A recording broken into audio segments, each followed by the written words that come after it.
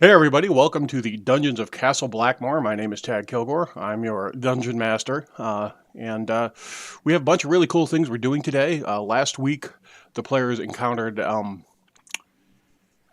sort of the consequences of something that had been kind of sitting out there that they've been investigating, but they hadn't pulled all the pieces together on yet. Apparently, someone, and we think it's the Egg of Coot, placed some junk jewelry, some bracelets, some necklaces throughout the entire city of Blackmoor. And it became kind of a fad. And I think PJ nailed it as calling it like Crocs. The consequence, however, is that the players think, from working with the Wizard's Cabal, that the bracelets, the necklaces can be used to scry through so someone can use them to eavesdrop on them magically. But also, apparently, based on the attack that was made on Delbert Galen's house, it also allows possession of weak people. So the players are in the process of figuring all that and working through it. Um, Additionally, just as we get into things, let me give you my table rules. I don't have a ton of them. Pretty much we use straight up 5e, but there's a couple things that I do. All skill checks are made in Fantasy Grounds Dice Tower. And what that does is that sort of hides the view of the die roll from the players, and that gives them an absolute opportunity to role play to the feedback I give them, not the roll itself. So, did you make your perception check? Well, you don't know. Here's the information I give you. Did you find the traps? I don't know. Here's the information I give you. Did you make the history check that you needed to understand what happened in the city? You don't know. You get the information I give you. So you respond to character knowledge and not mechanics. However, most saving throws, almost all attack rolls, those are public. Those are yours. Those are about mechanics. Those are very specific sort of things. But anything that allows you to interact in the environment, I have folks roll in the tower, and then I feed them information. Second thing we do, and players are outstanding at this, is if you are having a discussion, it's assumed to be in character. If you're having a discussion in front of NPCs, they are aware of what you're saying, they learn from it, and they respond to it. So if you're talking about scamming someone in front of them, that's going to, cause their reactions to be different. Now, there are some things that we do that are just, obviously out of character, and you'll see that. So sometimes we will have rules discussions. Sometimes we'll have sort of a conversation where we pull together all the pieces out of character to make certain we understand what's going on, and then we drop back into character. But for the most part, my players are their characters all the time. That being said, we'll take a couple minutes here, and I'm going to give everybody a chance to introduce themselves. Oh, and by the way, happy Halloween, and happy that other thing people do on Halloween that I don't completely understand. But anyhow, happy Halloween to everybody, and I'm going to let my players sort of introduce themselves, talk to their characters, and then we will start dropping into character and talking about everything that happened last week. So let's start with Jenna Banks. You're at the top of the order. An Hi everyone. What? outstanding costume. Like, right? Apparently, no one else got the memo that it's Halloween, and thus we should be in costume. Happy Samhain, people. I'm Jen. I play Jenna Bink, my lovely gnome artificer, who now knows that Penny has always been right, and we should trust nothing. And also, relationship rituals are bullshit. So I am interested to see where the depths of the sewers go, depending on where we go. Mr. Slamma, would you like to talk about yourself and your character real quick? Sure, yeah. I've come this Halloween dressed as Tad, so I'm ready. It's a game. You got I a am mustache. actually the judge for this session in secret. I'm the secret DM. Yeah. Looks like the Galens have a security problem, so I think we're going to get that mining contract. It's going to be a great talking point to my dwarf partner. Like, oh man, everybody got poisoned. Like, literally got poisoned. So, points for the Coot for helping me out on that business deal. Thanks. And I think we're going back in the sewers soon, so maybe we'll find out some more stuff and deal with these terrible, cheap-ass hippie jewelry that's floating around the city. So, yep. Matt, would you like to talk about Penny? Before I talk about Penny, I would like Jenna just to repeat the comment she made earlier about Penny always being right. I think that deserves a second looking at,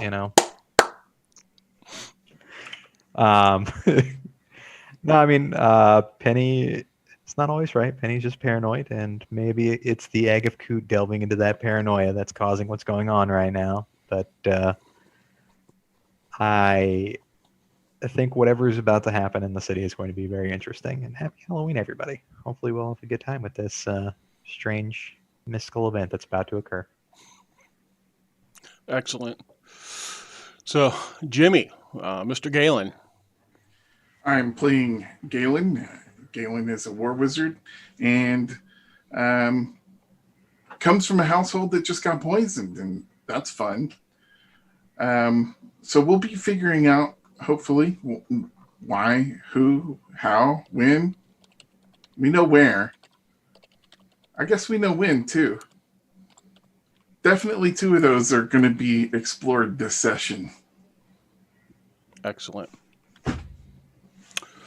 All right, so when last we met, we were engaged, we were present, we were just coming out of figuring out what was going on. And you guys had gone over to Myers Dry Goods and you'd conducted your investigation, confronted the individual who had actually handed the bracelet off to Patrice, right? And you were trying to figure out, okay, this guy you were making decisions about and where to go next. So what I'm going to assume as we drop into character is that you have stepped outside of Myers. Does that work for everybody? All right, you've stepped outside of Myers, you finished your investigation there, and you're about to make a decision about where you want to go next. All right, so you're outside. Let's see, why don't you talk real briefly about how that investigation went when you were talking to that Thonian individual. What was Jeremy, when you were talking to Jeremy? And we'll go from there. Go ahead. That's why buying jewelry is a scam perpetrated by the merchant class. As much as I want to punish Jeremy, in the back of my mind, I really don't think that he had anything to do with it consciously.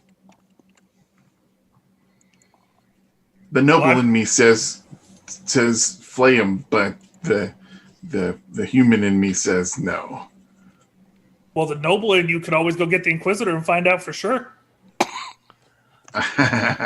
Well, that's of course true, but in this case, I don't think that it will be beneficial or fruitful.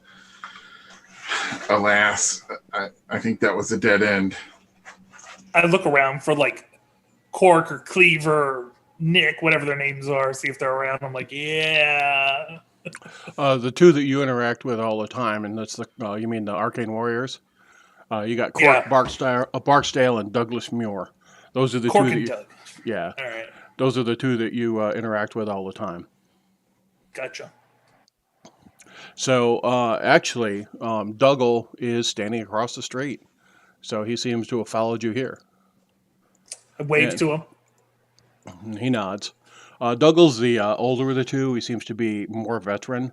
As you've interacted with him, you know that he has probably come up through the Wizard's arcane bloodline. He's been trained formally that way, where you found out that Cork was actually a young sorcerer that was brought into the Cabal and trained as an arcane warrior. So one of them is going to drive their powers off of arcane magic, and the other traditional book-based wizardly magic, and the other one's going to be probably off of sorcerer magic. And those are both different flavors of the path you would take is a Eldritch Knight, just slightly different variations that I've cooked up. So go ahead and make a Arcana check. Everybody can drop those into the tower for me. Like one of them is Vanilla and the other is Rocky Road. Right.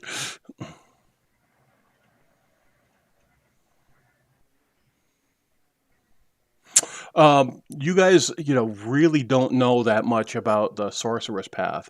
There's some different rumors that have manifested for you guys that you've heard about over time.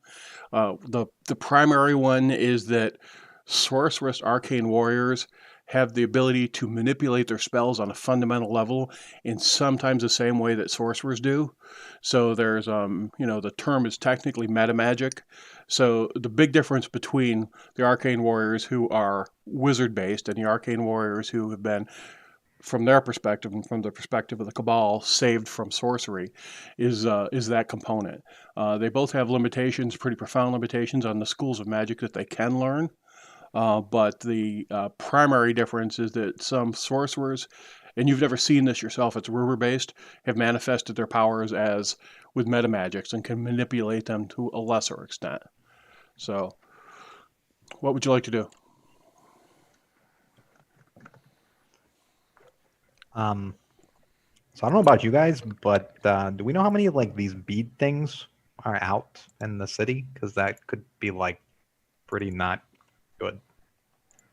I would think that we could go back to Zincs and we could look at the ledgers and determine how many have been sold based on their inventory, if they kept a very good inventory. Then we should do that. Where would we like to go then? Didn't we keep one of the copies of the ledgers? There were 2 of them. I think we did. I think we're going back to Zincs. We're going back to Zincs. All right. Now, you have now purchased Zincs also, correct? Correct. All right. So we're going back to as yet unnamed shop. I'm just waiting for the sale of the monies abode to come through. all right, I'm going to push the map out to you guys for Zincs. All right, so you have it. And you come rolling into Zincs. Now that you've had about 20 minutes to think about things, any business ideas coming to mind, partner? So I'm thinking, hear me out here. We take this place and we rename it the Bulwark, or just Bulwark. I haven't decided yet. We provide home security for all these noble types with either arcane science or like magic, the kind of stuff you do, or more like mundane means like me, where I figure out like how to get inside their place and steal all their stuff. And then if they don't agree to get our protection, then like I let my other people know that like to do more shady stuff, how to get inside and get their things. But basically, it makes it so that only the people not protected by us are the ones getting their stuff fleeced, and the people, protecting us are, people getting protected are paying us money. So it's a win-win for us both ways. I agree with the first part of that. The second part of that, I don't know if I agree with. At any rate, I can't know about it. Yeah. I don't even have to know about that part, Delvin. I have to have plausible deniability. So I'm saying no to that part of Oh, okay. Yeah. Of course. That part will definitely not happen. I was just spitballing ideas. Right. So I'm glad we have an understanding about that. That all sounds great to me. Good. Let's roll with that idea. I mean, we're going to have some free time, and we don't have like these blue-eyed things trying to murder us at every angle, but when that time comes around. People like for their silverware not to disappear. So I think that's an amazing business venture that we could profit from. See, I knew I wanted to go into business with you for a reason. Yeah, I don't know what you mean by the whole people's silverware getting stolen thing. I don't know what you're talking about with that. But and with that, I'll turn the key in the lock. So you guys pop open the front door to Zinc's Pottery Shop, and it's now, I guess, going to be operating under another name. And I'm just going to drop you guys all briefly on the map here. This place should be empty since all of it was sold at auction for money. Yeah, the tables, some of the tables are left. Hasn't been completely stripped. So, it's Jimmy, is Quickfoot still in Osprey form?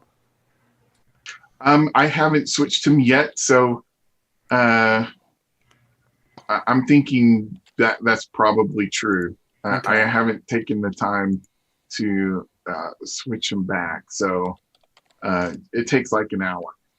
Okay, let me. I could probably make that happen while we're here, and I just traded count. I just wanted to trade counters for if you were doing that. That's all. Okay. So likewise, Catapult is still a death penguin. Outstanding, dapper and all that. Then it. All right, so you come into Zinks, and some of the furniture still left in here, but it has definitely been worked through, definitely been cleaned out. So what they did is they sold enough to pay for the taxes. They put the building up, for auction, and Delbert's father and his brother and a couple of their agents funded him with a loan, and were able to support him in and were able to support him with a loan to purchase the building. So, why don't we go ahead and make Penny? I'm going to give you an insight check with advantage based on your last roll. Everybody else just make a straight insight check. Delbert, you don't have to make this one. God damn, Idris. I try. Okay. So, going to give each of you sort of an in-character take on what's going on here. And of course, I trust you not to metagame each other's knowledge, but I'm just going to do that real quick. Penny, the human, I mean, not Penny, Jenna the humans are attempting to manipulate your friend, but it seems like a good opportunity for her. So you're just going to wait, see what happens. All right. And you can, of course, not wait if you want to, but that's kind of what your gut tells you. Idris, you see this as a very good opportunity for Penny, but definitely it's a much, much closer relationship between Penny and Delbert.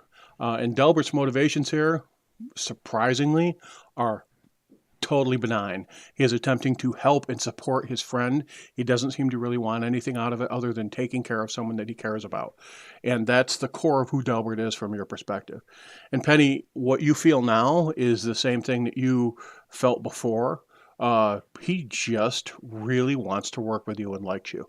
So it's some very, very pure responses, all right, in terms of what's going on. The place smells a little musty, smells a little dusty. It hasn't been a while since folks have been here. You can actually smell some garlic and some onions in the background, like somebody might have cooked a meal in here or something. And it's a lingering background smell. Jenna Bink, you definitely picked this up. Your passive is like 18, right? Yes. So you walk in and you're like, somebody was cooking in here at some point. Now it's not fresh, but you know how when somebody cooks something up and really loads it up with onions, and the oil kind of goes all over heck, and it hangs out in the house for a couple, 3-4 days. That's what you're smelling. Just sort of that deep smell. How many days has it been in game since we beat the crap out of people here? About 8, I think. About 8. Does it smell fresher than that? A little bit. Go ahead and give me just now. Give me a perception check to time it.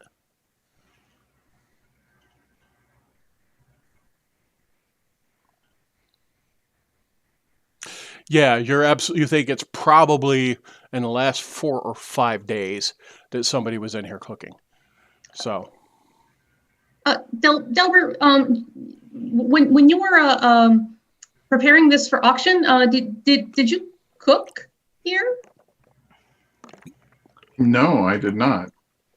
Because it smells distinctly like my mother was in here cooking, like, a few days ago, and like, much more recently than when we, dispatched those other people.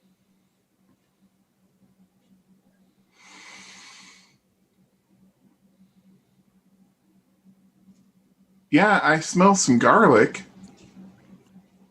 I'm gonna, Genevieve is gonna hunt around and try to figure out, can she, is there still a mess from the cooking? Is there any evidence of who was cooking? As you go up are you going to go up like on the second floor? Because that's wherever the kitchen is. Yeah. Yeah. So you go up to the second floor, and as you come up the stairs, you can definitely smell, that cooking's happened here. And there's a stove at the top of the stairs there. See? All right, and sitting on top of it is a pot, all right, with a lid on top of it, and there's a little card, really heavy class of parchment that's folded in half and has some writing on it. What languages do you speak, Jenna? Dwarven, Gnomish, and Common, I believe. You can tell that it's a Dwarven script, but it's not Dwarven. It's probably Havling or Decry. And Okay. your intelligence is high I enough that I just give you that. That's fine. Hey, Penny. There's a note up here, and I can't read it. Okay. I'll go up and look at the note. All right. You pop it open, and immediately you see Sveil's signature down at the bottom. And he goes, and it says, Penny, heard about your good news. There's some slumgulling in here. We made it out of rabbit, onions, and garlic. I know that's something that you're familiar with from your time with the Brothers of Greenwood. Best of luck in your new venture, and Delbert Galen's okay for, a long shanks. Don't hack him if you don't have to. All right, real quick note. Or don't Just shank a him note. if you don't have to. Excuse me. So what's Just it a note say? from some friends, that kind of thing. So they made the food? Yeah, they made the food. It should be safe. I mean, Are you sure? Should we get Idris check to test it out or something? it's highly unlikely that it's poisoned, but Hey, Idris. yeah, that's probably not a bad idea. I'm going to. I'll come up. When you both come to the top of the stairs, also the other thing is the pantry area, although everything else has been cleaned out, the pantry area and the table, the furniture on the second floor is still there, and the pantry has been fully stocked, right? So you see bags of potatoes, you see what container of obviously there's salt pork, so someone has taken the time to load this up with dry goods for you. Awesome. Homewarming. So, all right, Idris, you come to the top of the stairs, and actually as you're getting up here, yeah, you can smell it. It smells pretty good. Yeah. It sounds like somebody's cooking with spices. Somebody's got some money. It looks like a really great stew. We wanted to see if you would like to try some first. I mean, sure. I'm surprised. I thought all this was supposed to be sold and converted into money for us, but I guess so. So I have to do. Insight check, please.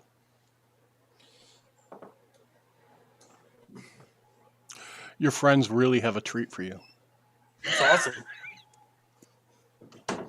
I'll be like, oh man, this whole stew. Let me get that. I will intently watch Idris as he eats the stew. I just put it down on the table, sit down, bust out a ladle, and just go. It kicks ass. All right. Rabbit in here, garlic in here, onions in here, some diced up tubers. It's a good stew. All right. It's a little earthy. It's a little basic compared to the stuff that you and Delbert eat all the time. As nobles, but it's rock solid, stable food, and it tastes great. Right. So It's like 50 food, 30 health, efficient digestion. The green bar's full. I'm good to go. absolutely. All right. So he seems to be just going right to town on this. It seems to really be working for him. Y'all are missing out. This stuff is great. Oh, I'm glad to hear it's good food. Delbert, what are you doing downstairs? Did you come up or no? I will come up, but I am going to ritually cast Unseen Servant and have the Unseen Servant clean top to bottom. Excellent. So Delbert, comes up the stairs, and you guys hear him casting down below. You guys heard him cast this Unseen Servant spell before, so he casts the Unseen Servant. And as he moves, spins around him. There's some force cleaning things up, setting them right, sucking the dust up. It's just, absolutely, you've seen him do this before. So you guys are here. You're sitting down. Totally loaded question that, feeds directly into your paranoia, but who's eating the stew? Oh, they're getting hedged out. No, I was given this. This is elbows out. They go ready, That answers your question there, Dad. All right. Everybody make medicine checks. Medicine.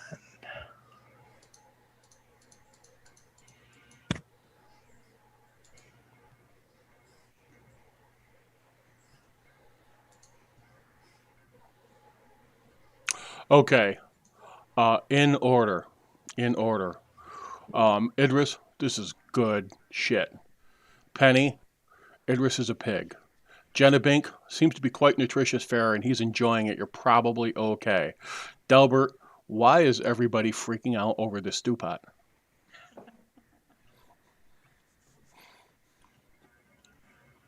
Okay.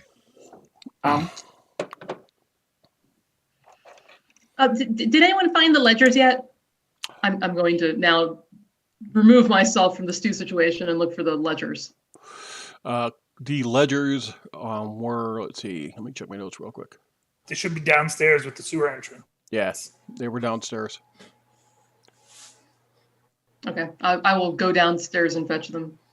I'll attempt to look for ledgers as well. See if... All right, so two of you kick off, go downstairs, drop. The carpet's been pulled away, although some of the benches are left, or some of the display space is left.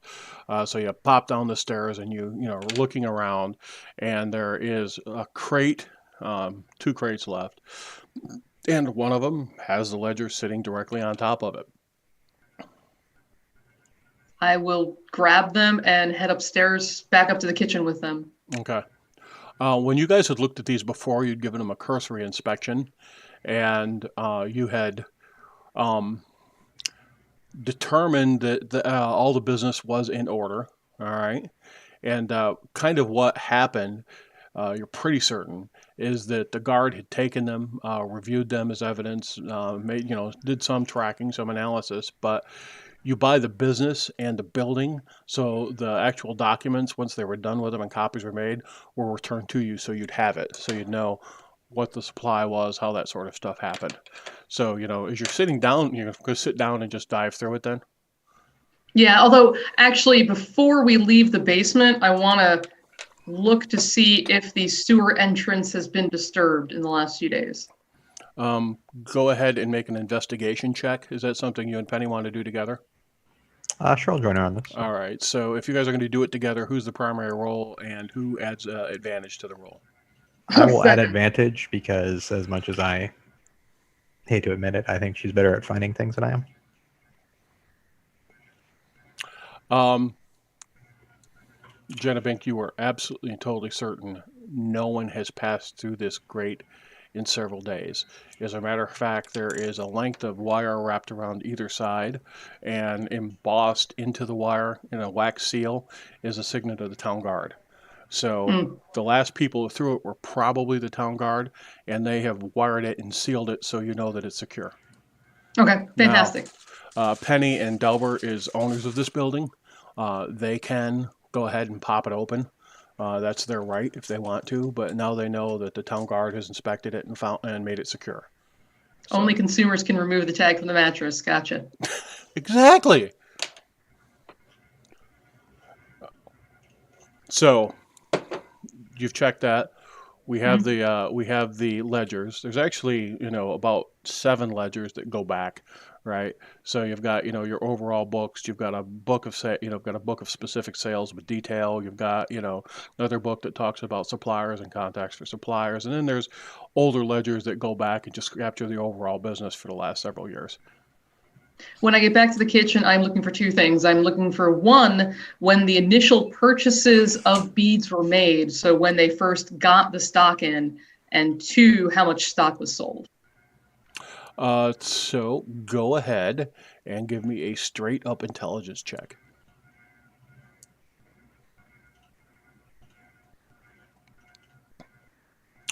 Oh, bravo.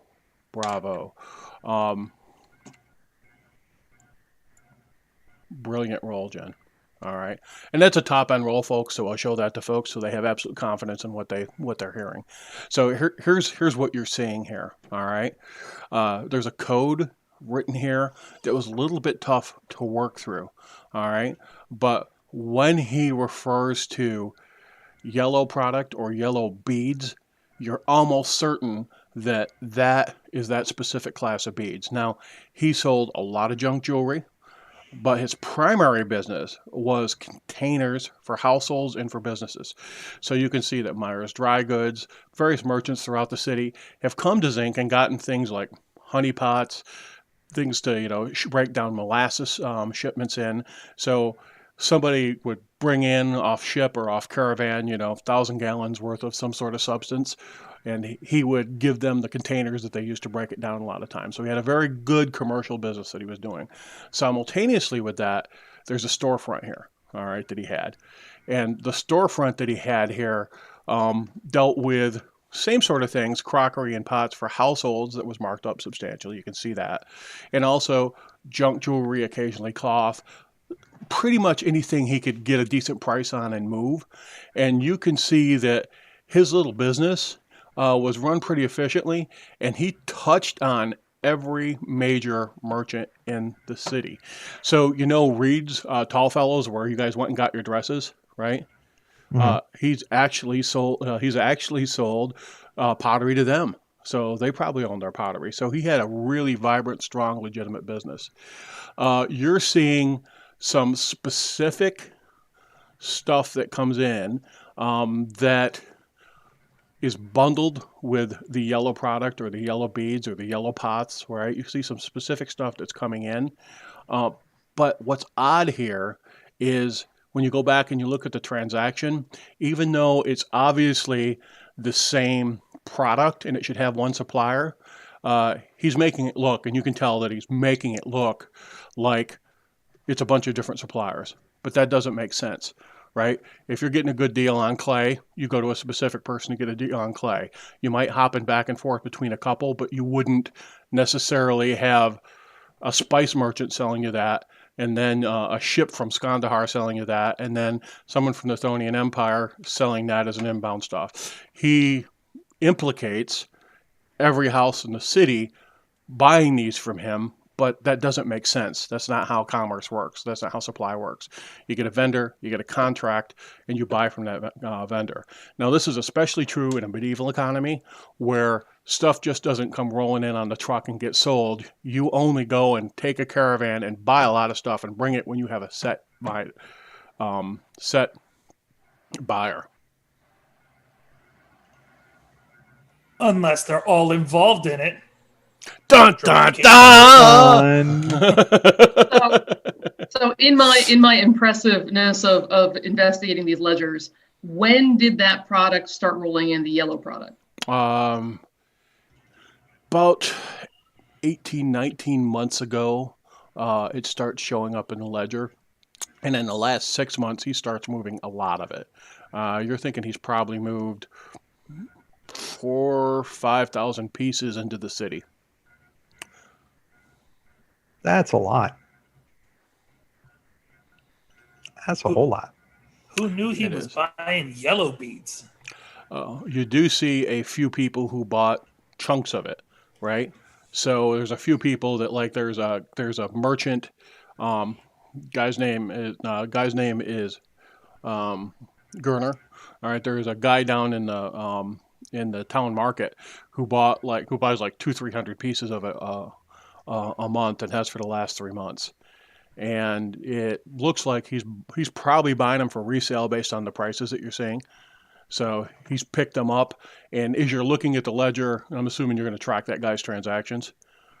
Yes. As you're looking at it, he buys stuff from Zinc all the time.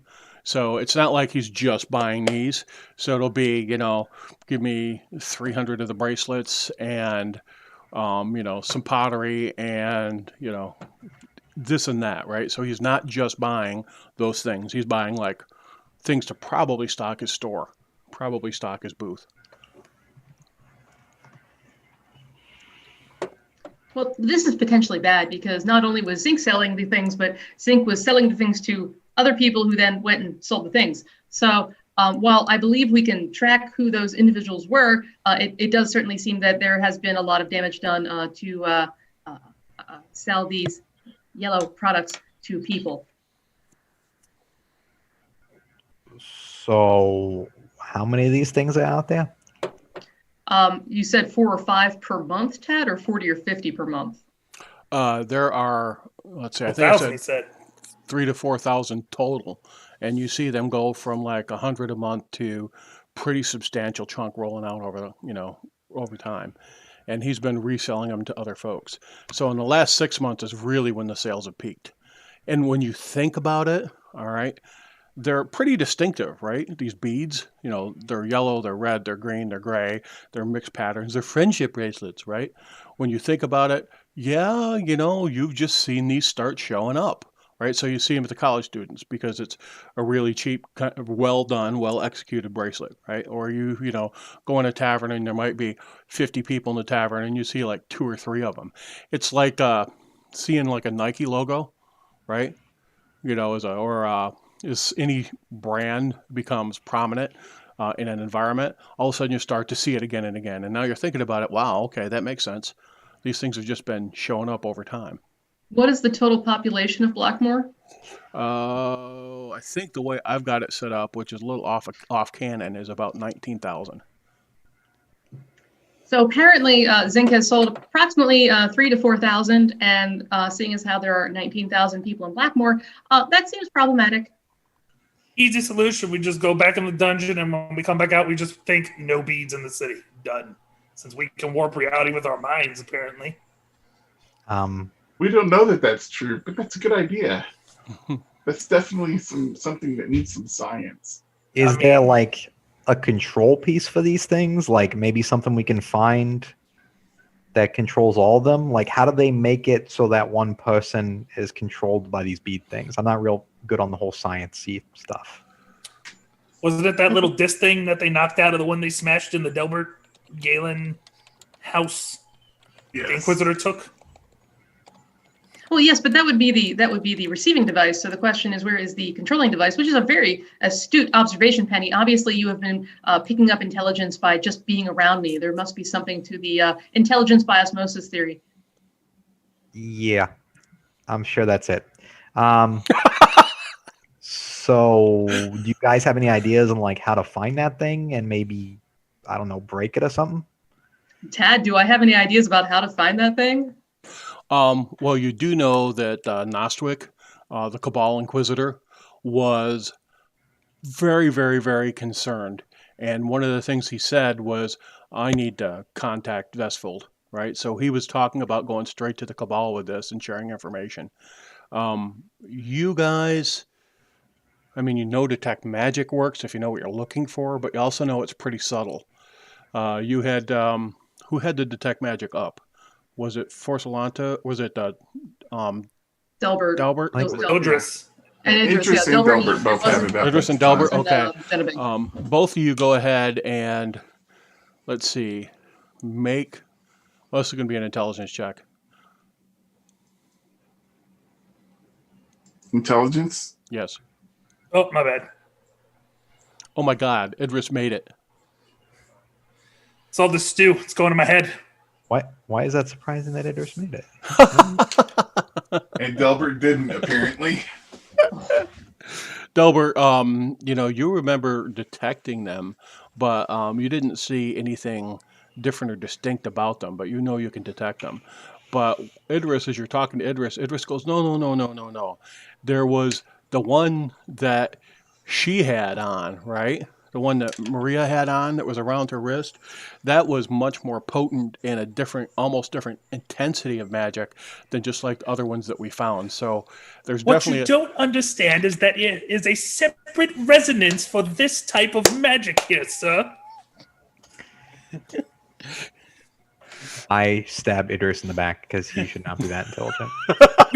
We can't have random people running around with illegal magic items in this city.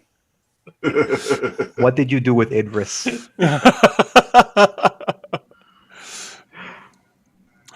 So you think that there's different gradations Regen. of intensity as it's used in different ways, right? And as you're connecting the dots here in the conversation you had, now that the conversation's out there, everybody give me an Arcana roll.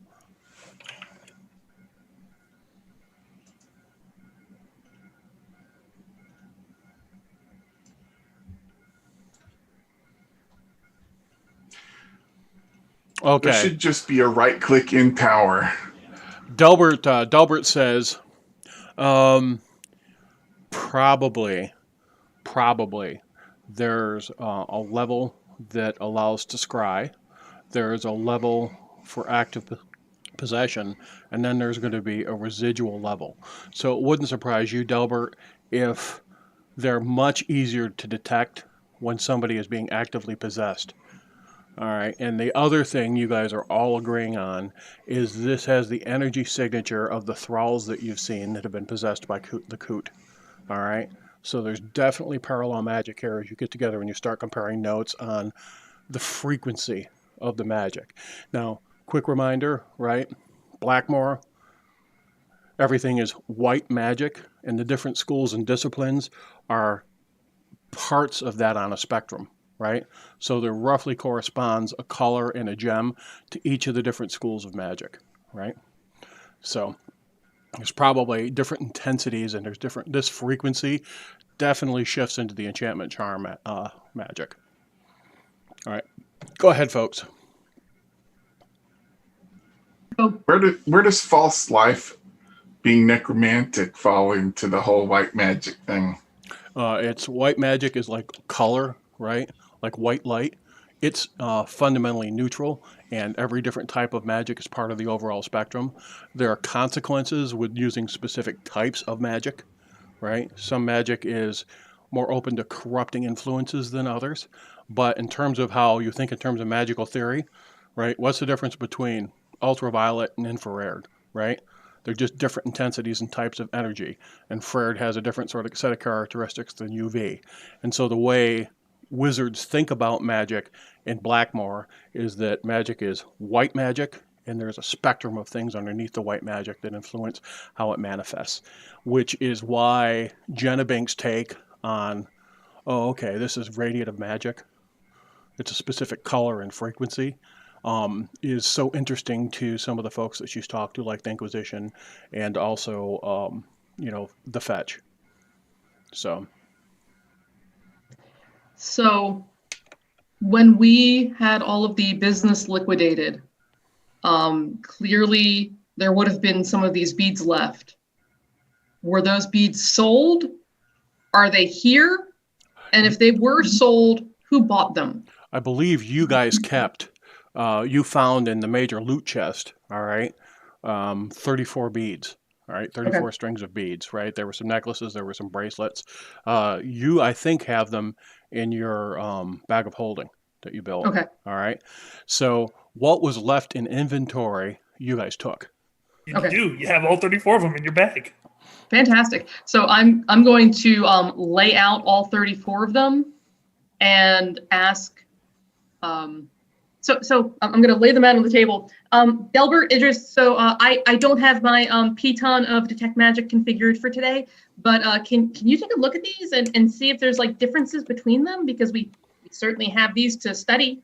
We can arcane science these, or I can wait until tomorrow. Sure, I can do that. Take And- one, I put it on, take it off, take another one, put it Okay. on, take it off.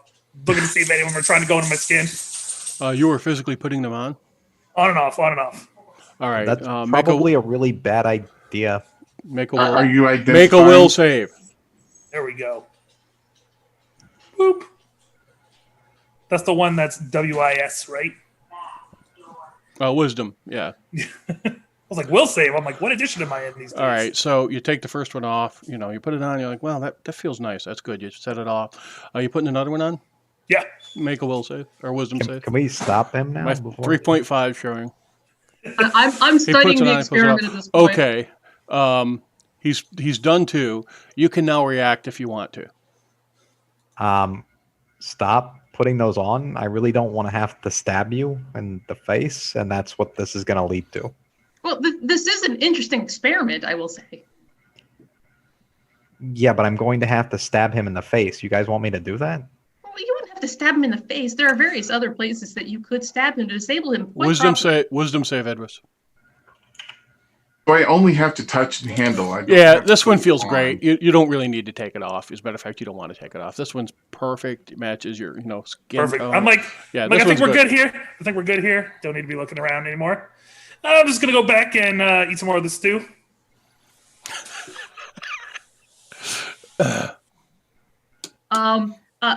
Delbert, can you now also look to see how Idris is being affected? Because clearly he's being affected at this point.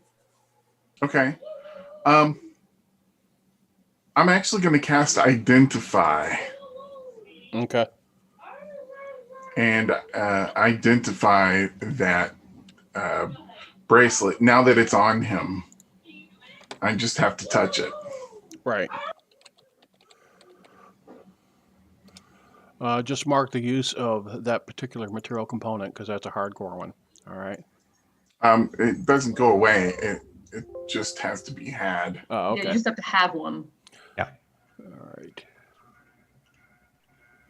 Unless it says which the spell consumes, It does Right. not. it doesn't. You're It good. doesn't go away. Yeah, yeah. My edition creep was showing. That's all.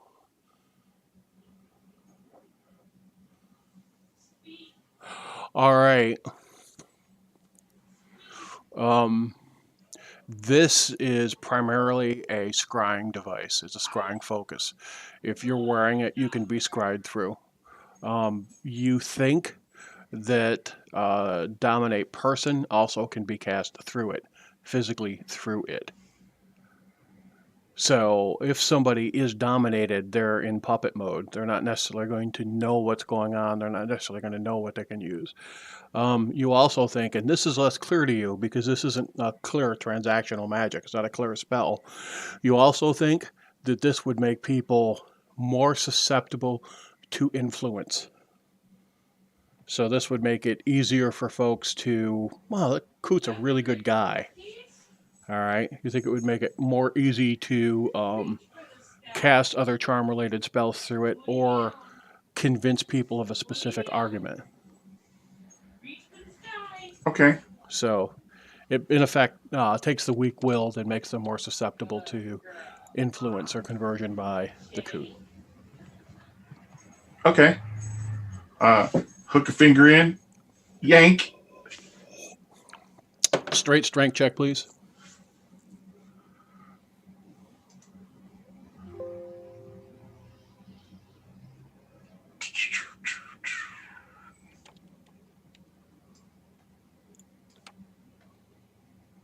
You snatch it right off. Because you are... I whip around. I'm like, my precious. You know, once it's off your wrist, it's much less attractive to you than it was before. Yeah, that thing got a hold of you, didn't it? I was just waiting for him to jump out so I could strike. Idris, you are like maybe mentally handicapped or something. Idris, I do need you to make a wisdom save in the tower, please. All right. I see that this is used for scrying and also for dominating people. It makes you more susceptible to the influence of the Coot. And perhaps you shouldn't wear them. Well, when people are stealing your gaudy jewelry.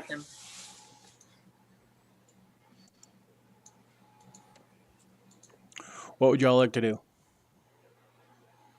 I think we should smash them and see what discs are in them. I think we should at least keep 2 of them, but I agree with smashing the rest of them. Okay. I'm curious to know if it's the same symbol in all of them. That's fair. That's absolutely a worthy arcane science experiment. All right, so you smash them and you start pulling them out, and consistently this is copper. All right, inside of each bead is that symbol, and it's consistently the same symbol. Now, there's not always the exact same shape to it. You know, so it's obviously been made by different hands, but they're handcrafted, and each one of those beads is that symbol. Who you know now, based on the flashback you had, the dream that you had through Idris and the Moonsword, you know that was a ranger called Rollin from the original group of Kamasti or Fey-based elves that went down into the dungeons of Castle Blackmoor some time ago.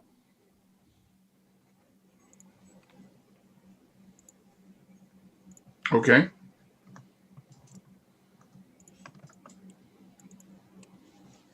Tad, how large is Blackmoor end to end? Like 2 miles, 3 miles, 4 miles? You can actually figure that out on the map yourself if you want to, because the map's to scale, right? But Oh, man. It's a burn. it's a burg, yes. because have to do work. Yeah, you can't cheat your way through school.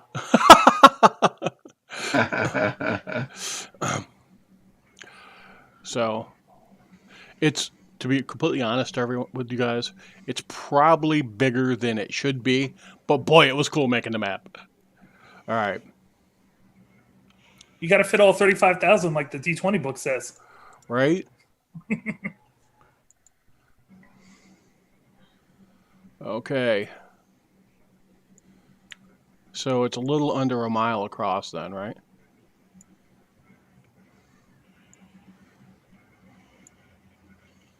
Because a mile is 5,000 feet, right? 5,200 and something. But that's just the city proper. Right. There would be right. outskirts that go for miles and miles. Oh, yeah. There's good 15 miles worth of farms, the equivalent of plantations. The actual temple to the agriculture goddess. PJ, help me out. My brain just locked up. What was that? The agricultural goddess. Who's that? Oh. Yeah. Somhouse. Solus. Yeah, Solus. Yeah. So there's actually the temple of Solus is outside of the city. So, all right. So for the stream, PJ, and of course, Jen was too. Were writers in the campaign with me when we were running MMRPG for Burn. Dave. Penny got left out again. Damn, Yeah, that's seriously, cold yeah. shit. So, It's cool. and Matt did stat blocks. Oh, he wrote a mod. He wrote a whole mod, yo. I know he did. I know. Wow. All right, Tad. That's what we're doing today. That's cool. All right. All right. That's fine, Tad. That's cool. It's all good. It's all good. All right. So, what would y'all like to do? I'm finishing the soup. So you smashed all except 2 sets, correct? yes, You 2 have sets. this and all these different sets. Yes. I'm going to look one more time in the inventory. So when I was looking, and I was the one supplier, because you said that I could pin it down that there was one supplier. Can I pin down who that supplier was? No, here's the issue. All right, here's the issue. There are multiple, there should only be one supplier, but he's making it look like he's buying it from multiple places, and that does not make sense. Okay. All right. So maybe there might be 2 or 3, but there shouldn't be as many as he is obscuring here. okay, and there's no way for me to tell through the obfuscation what the actual supplier was. No, this is probably going to be field work. You're almost certain of it. You're going to have to go and hit these folks one after the other. Okay. So my only observation is that the suppliers that provided this yellow product were throughout the city, and while there should only be one of them, there are multiple. So our options are either we can go convince these people to provide us with truth, or we can possibly go to the sewers, which may be a route from which they procured this information and product. But either way, I do not have a single location that we can traverse to.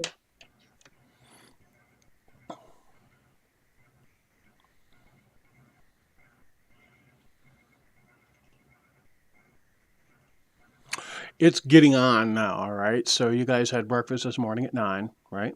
So that's how you started the morning. And then you went and you spoke to Jeremy at Myers Dry Goods. And then you came here and have been, working your way through the ledgers. So we're coming up on sunset here, all right? And this is the first day of spring. So there are things going on outside, all right? There are people out, drinking. There's, folks having a good time and enjoying the last day of like a 3-day festival. So what would you like to do?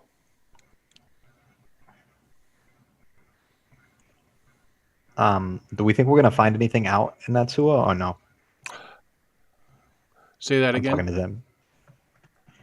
Do you guys think there's gonna be anything in that sewer to like lead us anywhere? Well, something to absolutely consider right now, all right, for you guys, is no one got a full night's sleep, and Idris didn't get any sleep at all. So you guys are all coming up on fatigued, and Idris is fatigued at this point. Oh, I can solve that problem real easy. Do. Where'd it go? So are we planning on, I know that Penny, you and Delbert are planning on making this a business. Are we also making this a center of operations? Should I be fetching my things from the comeback inn? I mean, I feel like the comeback in with its like temporal whatever it is actually a pretty good place to be. But this would be a good area of operations when we're not there. Agreed.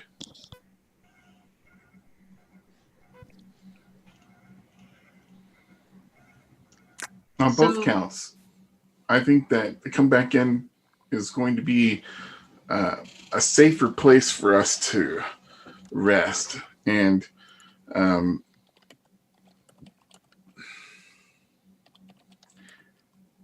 having this be a location where we sleep, maybe not a great idea. And also, we're going to need some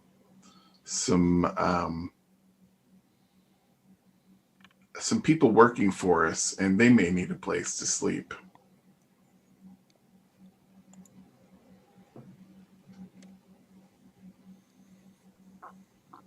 Maybe not. They may have places to live in town. Yeah, potentially. I mean, we'll see. I think come back in is probably a better idea for now.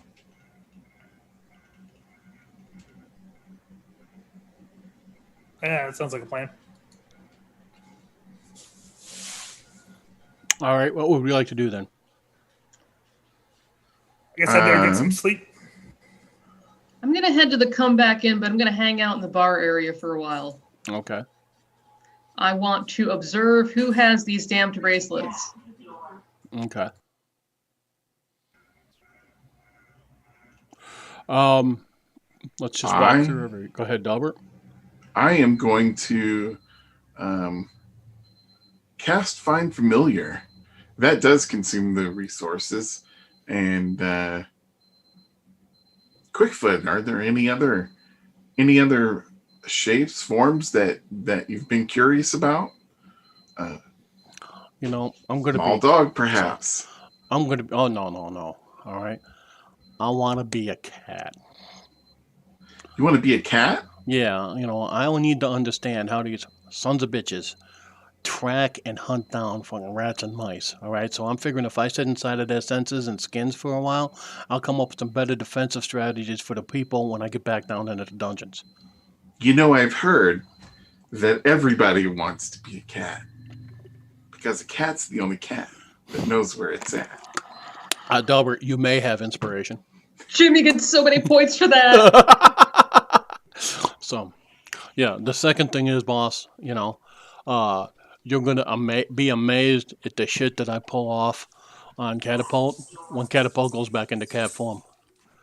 So, imagine me as mini-me for Catapult. Okay. And I will ritually, since I have the time, cast Find Familiar and reshape my furry friend, my feathered friend, into a furry friend. So now, when you moved him into Osprey, all right, he was very majestic, very regal kind of bird, all right? So he manifested himself as best his class. When you turn him into a cat, he manifests as a big, ear-scarred, orange tomcat, all right? You know, he looks like a little freaking brawling, troublemaking, pissing on everything. Happy cat. You got it, right? And he says, "Oh my God, this is awesome." He goes, "I suddenly have a desire to go piss on Idris's leg. What do you think?" Sounds like an amazing idea. All right. Idris, your passive notes that Quickfoot is backing up to you, getting ready to make the cat nasty on your leg.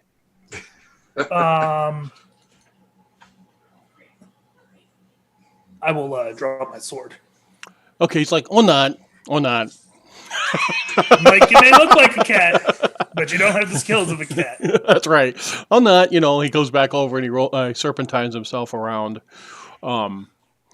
Albert's leg and starts Back it purring up, Terry. Back it up. and goes, what the hell is that? Oh, all right. So Quickfoot is happy with his current cat form. All right. Awesome. Yeah, and he is seriously scent marking all of you the way cats do. Rubbing his nose on you and stuff. So, all right. What are we doing? Yeah, I'm doing that as well. Okay. So, Delbert, Penny, hang on. Jedabink, come back in. Penny, I'll be going to come back in as well. come back in. Delbert, Come back in. you probably need to make it home tonight. Just saying. All right. I probably should spend some time at the Cabal as well. Yeah. The library studying and. Well, it's nighttime. You know. It's nighttime and you're exhausted. And the last thing your family knew after they'd all been poisoned is you were going off to find out what happened with Jeremy, and you haven't been home yet. Okay. Well, I'll go home. That's fine. All right. Not to force that down you, but just, That's yeah. It's a good idea. I agree. All right. PJ, what are you doing? What do you have an interest to? I'm going to come back in. All right. Awesome. I'm going to run Delbert really quick. Delbert, when you get home, all right, your father wants to know everything that you did today and what's going on. All right. So what are you sharing with Reginald?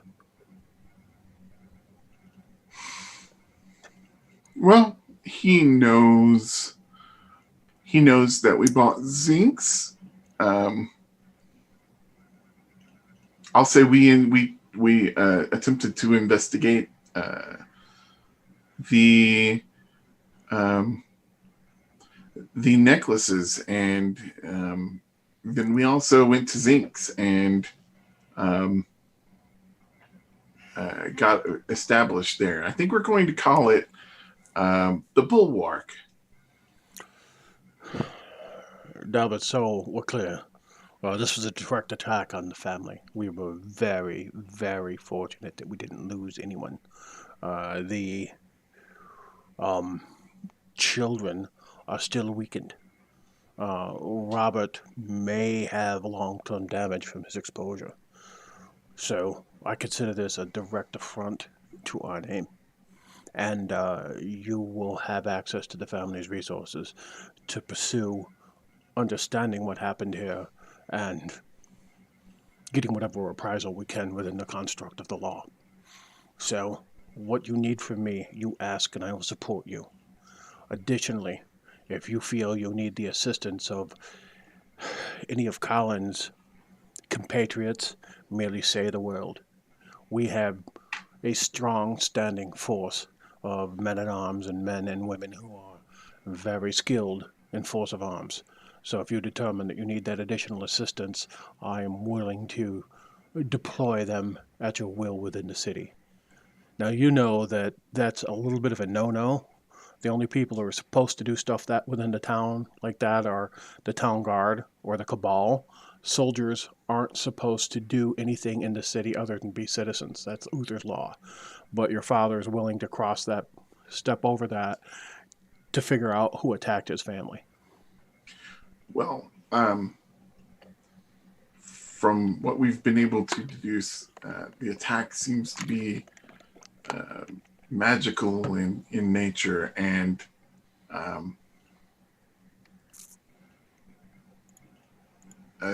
the people who've been involved aren't directly involved. At least they weren't under their own volition during the attack, during the setup for the attack either. So, what's the guy's name that we went to go? Jeremy. Yeah. Jeremy doesn't seem to be directly even aware of what went on. So, I appreciate it. I don't think it's necessary. And if it becomes necessary, I will certainly take advantage. It's here for you if you need it. We'll be investigating things as we can on our end. Also, um, we are Galens. We cannot let this sort of affront or assault on our people, on our place, go unnoticed or unresponded to. You understand? I do, and I agree. On the Consider other hand, uh, we need to trust Uther to um, also look after our interests in the sense that uh, that the city guard has their. Delbert Uther has been unable to stop the coot, has been able to stop the egg. He has not been able to figure out what's going on in the dungeons below, which I know is where all this comes from. So I love and trust the king. But the king needs our assistance. He is at his wits' end holding the state together from assault from the Afridi, from the Skandaharans, from the Thonian Empire, from the Egg of Kut, and what rests below. So I trust and respect the king. Do not doubt me in that. But at the same time, we must take initiative. We must be proactive. We must place ourselves and our family in a position where we can respond proactively and aggressively against these threats. I, I And am indeed, the king has enabled us to do exactly that. Here I am going down and investigating the dungeons myself. So our family has definitely been put into a position to act in the king's interest. Go ahead and make a persuasion check.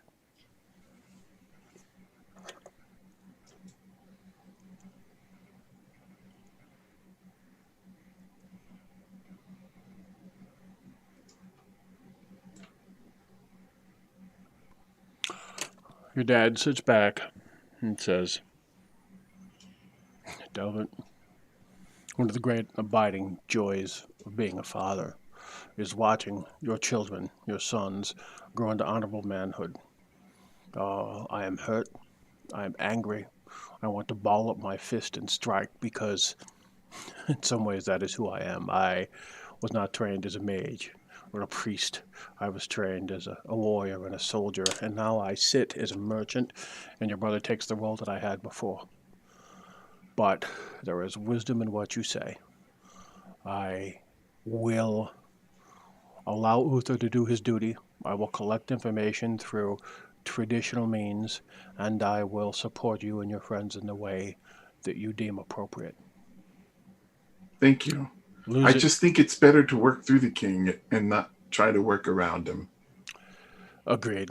Agreed. If I had lost your mother, or, oh God, Megan, or you, or Robert, my heart would not be whole. I have seen many, many men, many families in our situation lose their children in service to the state and from external threats, and I don't know if I could bear up underneath that. And I know, I know that sometimes I am distanced from you in an attempt to give you the space you need to grow into who you need to be. And I know that your mother has had a much more direct hand in raising you in many ways, but do not doubt that I am proud of who you are and who you are becoming, and you will be a great Galen. And thank you for your words of wisdom, son. Thank you, Father. All right, now getting out of the house after that conversation because Megan wants to talk to you. All right, Colin wants to talk to you indirectly. You know, he's going to follow his father's lead. And your mother, of course, oh my God, needs to speak to you directly. So it's going to take you a couple hours to report in and talk. But the most critical conversation there was with your father. All right. And I'll steer people in pretty much the same direction. I'm sure that everybody is quite upset, and give assurances that that the city is doing what they need to do, You and that are. I'm doing what needs to be done. So he goes with you to talk to everybody else, and he is mirroring what you're saying. And Colin pushes back a little bit, but hears you both. And your mother's just like, double take? Well, that's a good thing. All right. You can definitely tell that your mother, when she hears that conversation going on, steps right into it and supports it. So you get the feeling that the two of them might have been arguing about this. All right. Okay. We're going to go to the inn, the comeback inn. I'm going to pop up my comeback inn map because it rocks.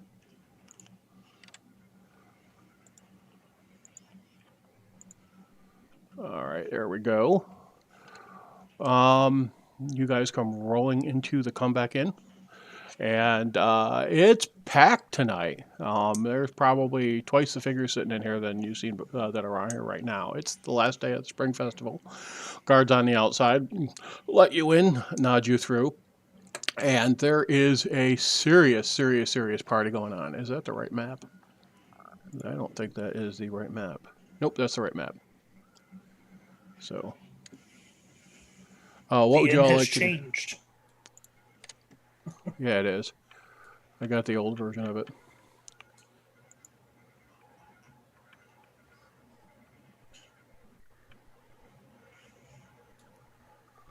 So, what would you guys like to do?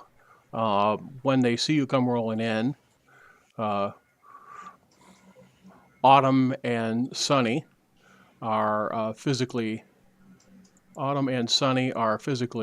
there. They see you, and of course, light right up. All right, when they see you come in. Check the wrists, their necks. Yes. Yeah. Everyone I see, I am looking for those stupid beads. All right. And I'll start You're with not, them you and know, I'll pass. as you're looking around, go ahead and everybody give me an insight check as you are as you're coming in. By the way, just everybody drop one for me. Insight.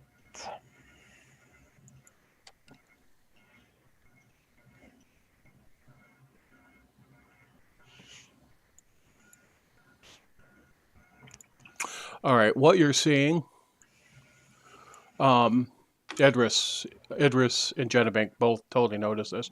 The guards at the front door that come back in as you come in, they're checking you out to make certain you don't have bracelets. Okay. All right. You're welcome for that.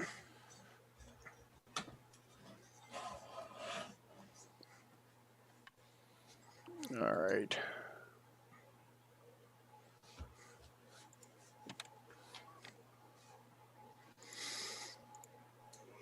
All right, there we go. Let me get you guys the right map. I traded it out.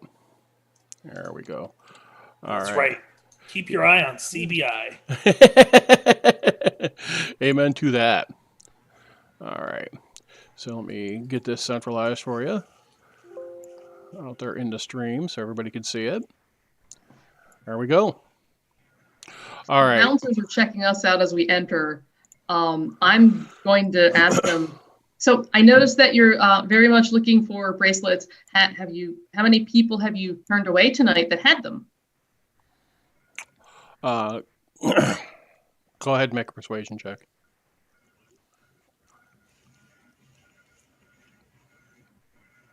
Is she talking to the guards? Yeah. I am. I'm sorry, Jenna Bank. You're going to have to ask Bats about that. Well, while she's doing that, while she's asking the question, I'm actually going to, because she can't see because I'm taller than her and standing behind her, I'm going to do intimidate behind them to get them to answer the question. Right, go ahead and make an intimidation roll. The two guys who are big, bouncery men, all right, turn around. They look at Idris, and they're like, "Idris, get over here in front of us. You don't have to do that with us. So, go talk to Bats. I can't tell you, all right." The other guy sort of looks and he goes,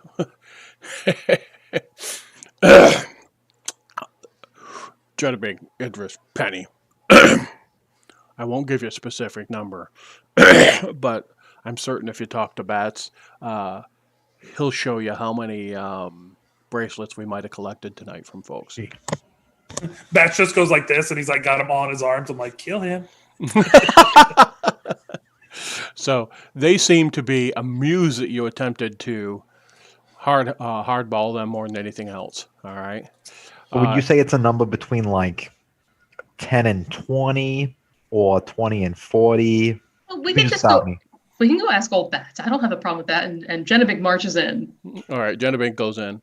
And what you think happened, Jenna more than anything else, is they were just surprised you asked that of them in that way. Normally, you guys don't talk to them, right? The only person who talks to them at all is normally Idris, because Idris talks to everyone, right? Yeah. Skill. And Penny says, how many? And he goes, go talk to Bats. All right. I will march up to Bats directly. Yeah, Jenna Bink, how are you? Oh, I would be better if circumstances weren't what they were and things weren't just pretty awful. So how many bracelets have you gotten tonight? He hands you one of the comeback in tokens and says, put your hand on that, would you? Oh, what magic is this? This, when you first came in, transported you to another room where you guys were secure. All right. remember? Okay. I'm fine with that then. I'll touch it. All right. And he puts one on the table and he puts his hand over it and everything, your passive perception's decent enough that everything's quiet.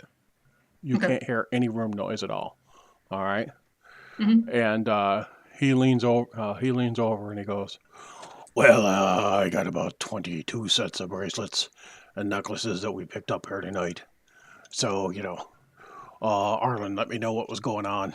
And I've been taking certain precautions to protect the integrity of my place, Oh, we really appreciate that, and that's fantastic. And as long as you promise not to put those stupid, awful things on, then I suppose we can wait to collect those until the night is over, since you might find some more.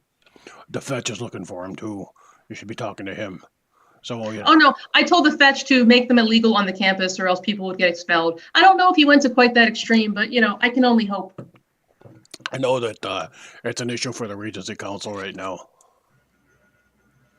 So. Okay. Yeah, I think what you all figured out is put the entire city on alert. So. That's good. Them guards fellas you guys talked to the other day was, let's see, Sergeant Dugan, I think his name is, and he's got a priest traveling with him too. Father Irwin came in looking for y'all. Okay. How recently was that? This afternoon, about 4 bells past noon. Did they say what they wanted, or they just came looking for us? She's in a magical cone of silence right now talking to Bats. Oh. You're not hearing this. Mm-hmm. So now you could have been standing next to her, and then he would have. That's fine. I'll wait. Okay. Yeah. A priest and a knight walk into a bar. What? Yeah. You guys remember that the father was a priest of Henrin, right? Which is, guardianship, so being a soldier. So, and there is a small temple to Henrin right next to the South Barracks. And what was it was Dugan and Father what? Irwin. And those are the guys that were in the episode of Guards where they showed up to assist you guys with All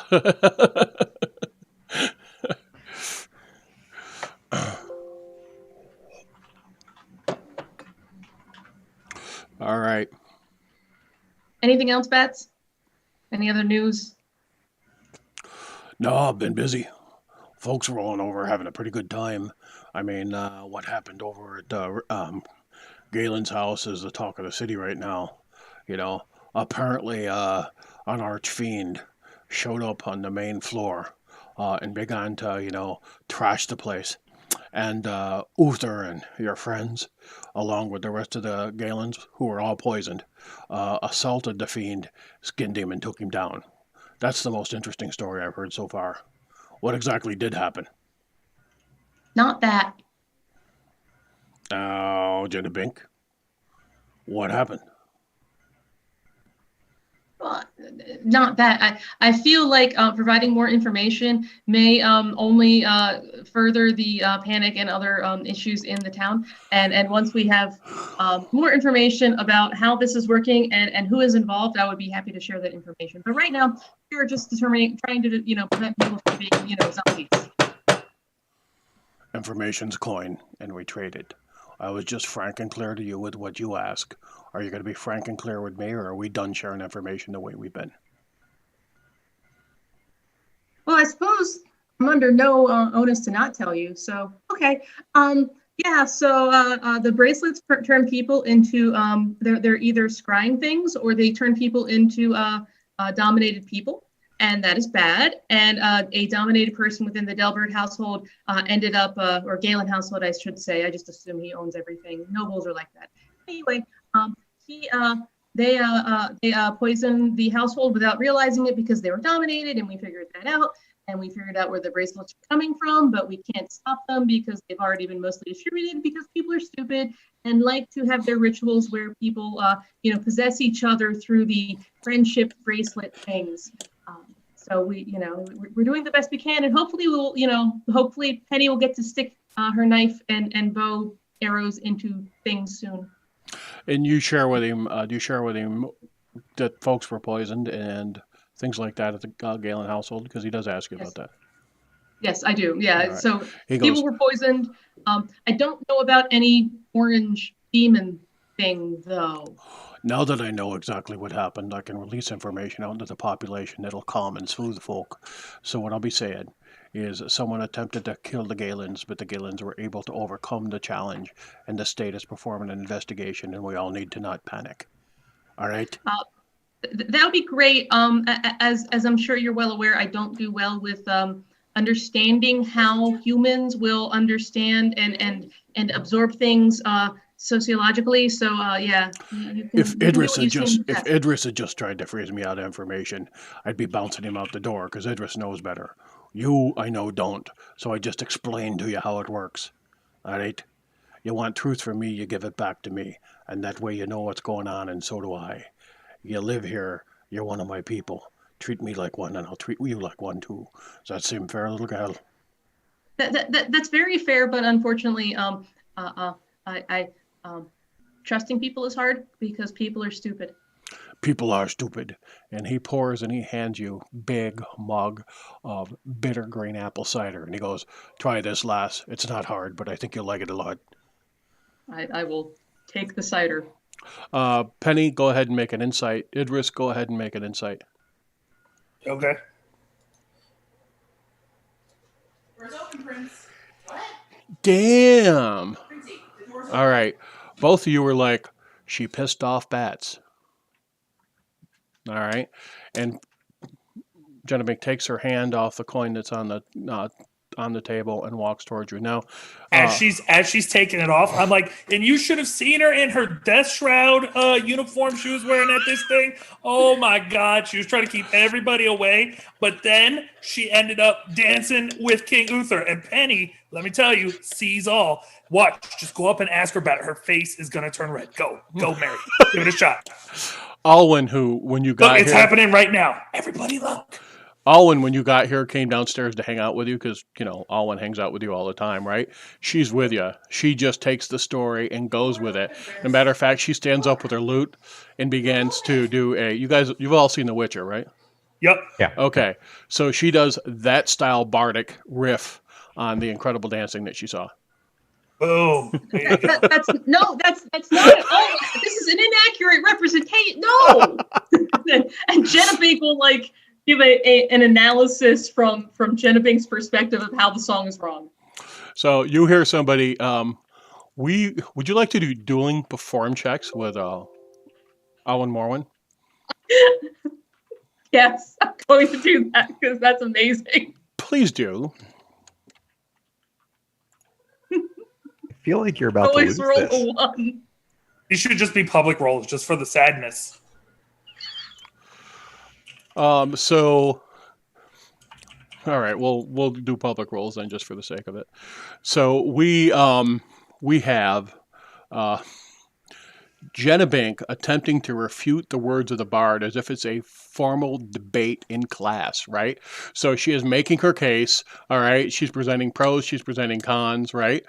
And Kithrain, that was horrible. And Alwyn is just jamming out pretty hard, doing the Alwyn thing as she's playing, right? and you hear somebody yell, "Hey, Genevieve, don't let the truth get in the way of a good story!" You start getting a little bit heckled.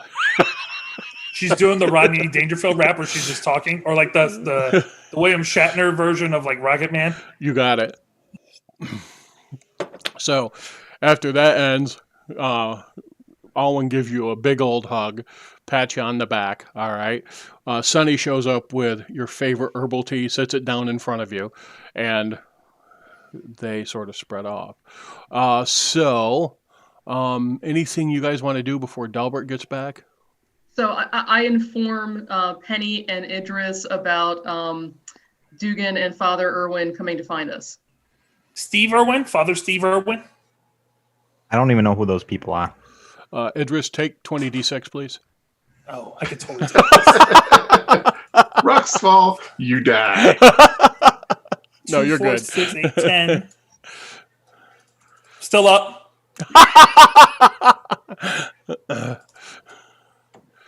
Slightly down. That's almost twice my hit points there. If it had been 38. All right, Penny, I will give you 2 levels if you shank. That's all you had to say. Who am I shanking? No, all is good. All is good. Yes. So that if a pun inflicts damage on the DM, you take Oh, it's a miss. I didn't even have to shield. it too. So yeah, the shield of Hirsch comes over top of him. Wow. So, you better just retire and go work at your crate and barrel store. But he is a halfling, so So I can't roll a 1. Huh? So, oh no. yeah, All right. Hirsch blesses So us. from a 1 to a 20. So let's all step back to the main story, although that was incredibly amusing. So, what do you want to do? I have to go write a letter. Okay, so you're going up to your room? Yeah. All right. I am also going up to my room, and I will. I'm putting Catapult back to cat form. All right. Penny. Probably going up to the room and going to sleep. I mean, the reason we came back here is because we're all exhausted, right? All right. Delbert, you come rolling in, and nobody's in the inn. All right, none of Okay. your friends are in the common room. Excuse me. Okay. And what Delbert the guards, when you come in, greet you, take you through the door. Okay. I will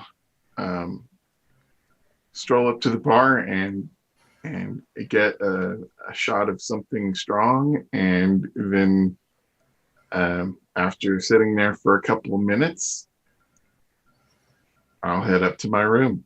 All right. Bat sees you, all right, and Bat pours you, he pours you some rye whiskey, all right, straight up. Really good smell, that sort of coppery kind of sweet tang you get off a good rye. And he goes, "Oh yeah, your folks came in. They looked like they'd been dragged through a grain thresher, and they all leaked upstairs over the course of the last 20 minutes. So I held your room for you. So, Thank you. well, you paid for it. I had plenty of people wanting it, but I held your room for you. So, all right, and you go upstairs, and you folks are exhausted. You got the most any of you got was 3 hours sleep, 4 hours sleep. Some of you have been up straight through. All right, so you're going to have a good solid go to sleep by about 9 o'clock, sleep till about 6 or 7, kind of crash. Right, your bodies need the sleep. So it is time for our 10-minute break. All right, so we will perform our biological functions, and when we get back together, we will figure out what we're all going to do next. Everybody, thank you so much for watching the Dungeons of Castle Blackmoor. Thank you so much for supporting the stream. We absolutely totally appreciate that you come and you watch us and you enjoy what we do. And we'll be back very, very quickly to continue with our story and continue figuring out what's going on here in Blackmoor. Thank you so much.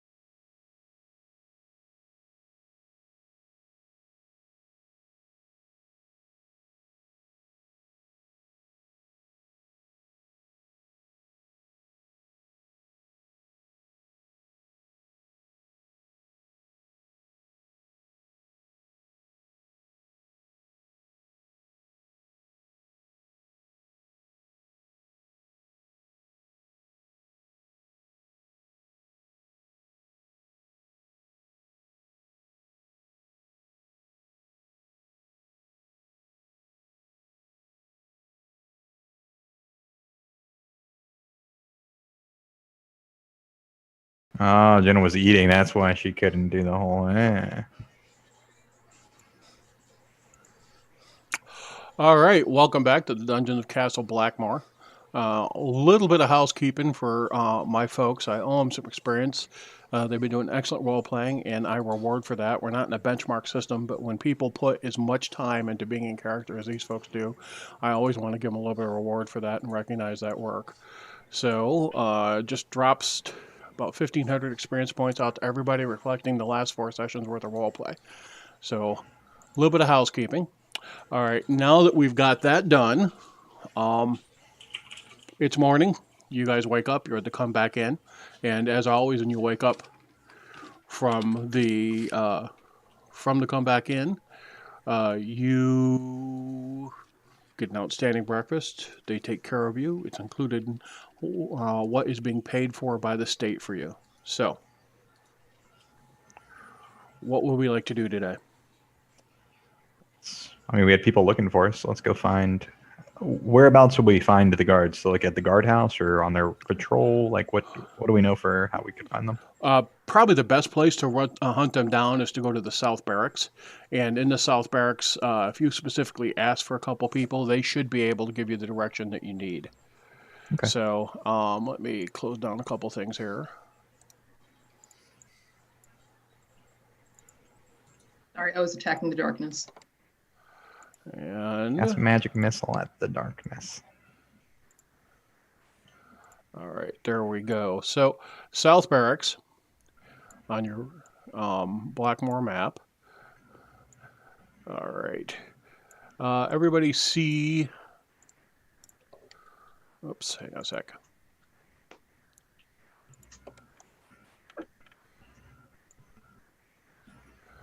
All right, down by the south gate.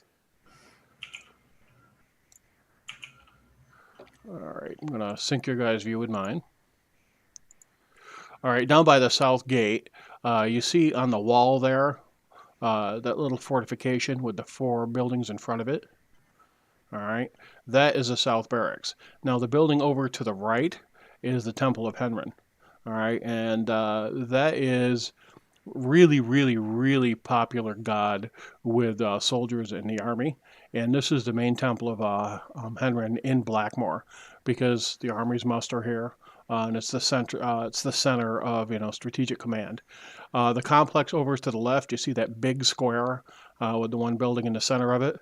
That is warehouses. Directly in front of it, you see that one building that's got the 3 silos next to it, those 3 little towers.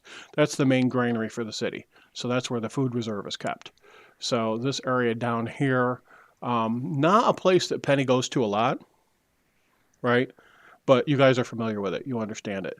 So probably the easiest thing to do, the best thing to do is, if you're looking for the priest, you can check with the Temple of Henrin. If you're looking for the guard physically itself, you can go directly to the barracks. This building up here, all right, that is where folks, they live down here in the blue building. That building right there is where folks muster out of. It's where, like, you would file a report, that sort of stuff. All right, so that entire complex of buildings right there is either related to the town guard or the military. Okay? Okay. All right. So there's a urban brigade of soldiers that are based here, and they actually live in the same building as a lot of the guards do. Although some guards go home at night and they live at home, but that entire chunk of buildings is it's the military for the city. All right. What would you like to do? Go there, I guess. Yeah, let's go to the guardhouse and see if we can find the. All right. gentleman. Big open set of double doors. It's gotten warm enough now that they have the buildings open. It's been raining off and on, but finally here, the last of the snow that gets caked into the streets has finally gone away. So now you're into spring. It feels it in the air's changed. When you have that day, if you've grown up in the north, you're going to be familiar with this. You may not if you've been up in the south. You have that day when the earth finally starts to thaw, and all of a sudden you smell it in the air. That's kind of what's happened here in the last 3 or 4 days. The air is changing. You can smell things starting to come alive. But anyhow, you step through the great big double doors, and there's a pair of guardsmen on either side standing there with pole arms like they do, standing there with pikes. And as you walk into the main hallway, there is a series of barred windows, and on the other side of the barred windows, there are people standing, and there's a few people in line, and there's a little bit of a wait.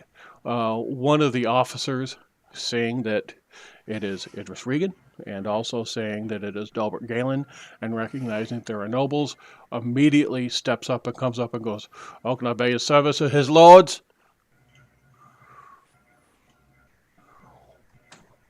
Oh, and he's just waiting for Delbert and Idris to respond to him. Yeah, they're talking to you guys. Yeah. We've been. Who's doing the investigation? Do we know? You know, all you know is that Sergeant Dugan and Father Irwin reached out to you. Father Dugan and Sergeant Irwin have reached out to us. You mean Sergeant Dugan and Father Irwin, sir? Yes, whatever. Very good, sir. Well, come here, and he brings you guys off around through a door and into a little office, all right? And it's kind of a waiting room /office. There is a table and chairs there. You feel it might get used for interviews and interrogation. And he goes, "Well, I'll go see if I can find them, sir. I think they was out on duty last night." And so, very good. So he steps away. It's going to be a little bit for them in terms of them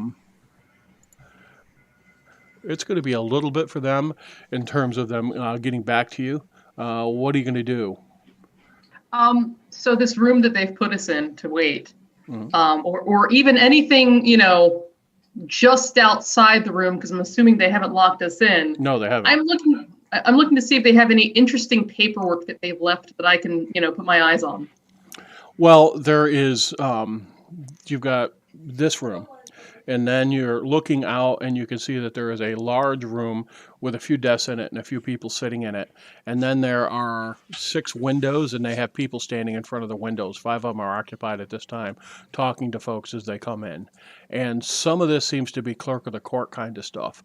So you can, and then there's a series of offices off to your left along this wall, and across the other side of this open scrum area, you can see more offices, and there seems to be a bigger meeting room through doors off to your left against the far wall. So offices, and by offices I mean rooms that are not, could be an office, could be a meeting room, could be any number of things, right? And then directly in front of you is like this big kind of bullpen scrum area where there's a few people working.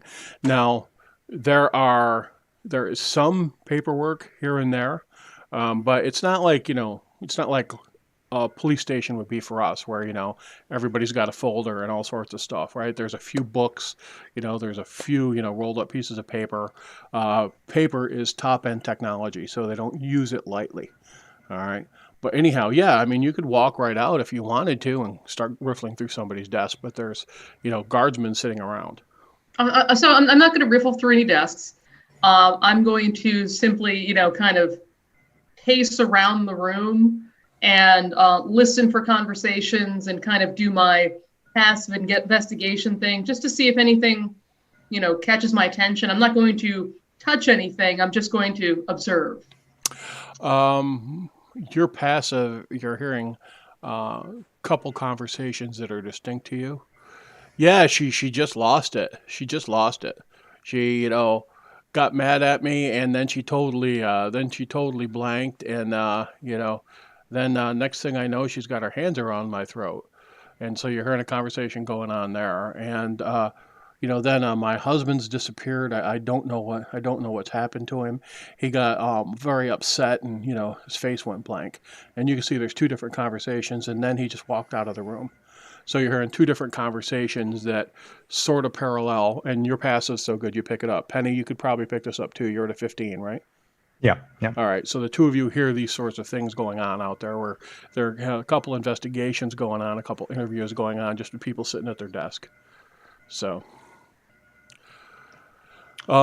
you guys are in the room about 20, 25 minutes, and Dugan and you recognize him, all right? The sergeant and Father Irwin come up, and they've both obviously been woken up, all right? And they look a little bit grim. They look a little bit fatigued, right? And thanks for coming to see us. I should have set a more formal appointment for you. And Father Dugan, now Dugan's probably in his mid 50s. All right, Grang, got a little bit of middle age spread, but fit enough guy. All right, and Dugan is in his late 30s. Obviously, been in a lot of fights. Scarred knuckles, scar on his forehead. Just got that thick, meaty kind of fightery vibe to him. Thank you for coming. Come on, let's go in and sit down. Did anybody offer you some tea or something? You need anything to drink? No, I choose not to talk to gods for the most part. I know that, Benny. He sits down. So, we've been going on patrol. We've been working the area underneath the sewers underneath the Zinc's old place, which I heard you guys bought. Is that correct? Yes. Yeah. So I heard you guys bought it. So we've been going out on patrol and what we've been doing, and you guys could see this. All right. They're both wearing morning stars with silver studs on them, right?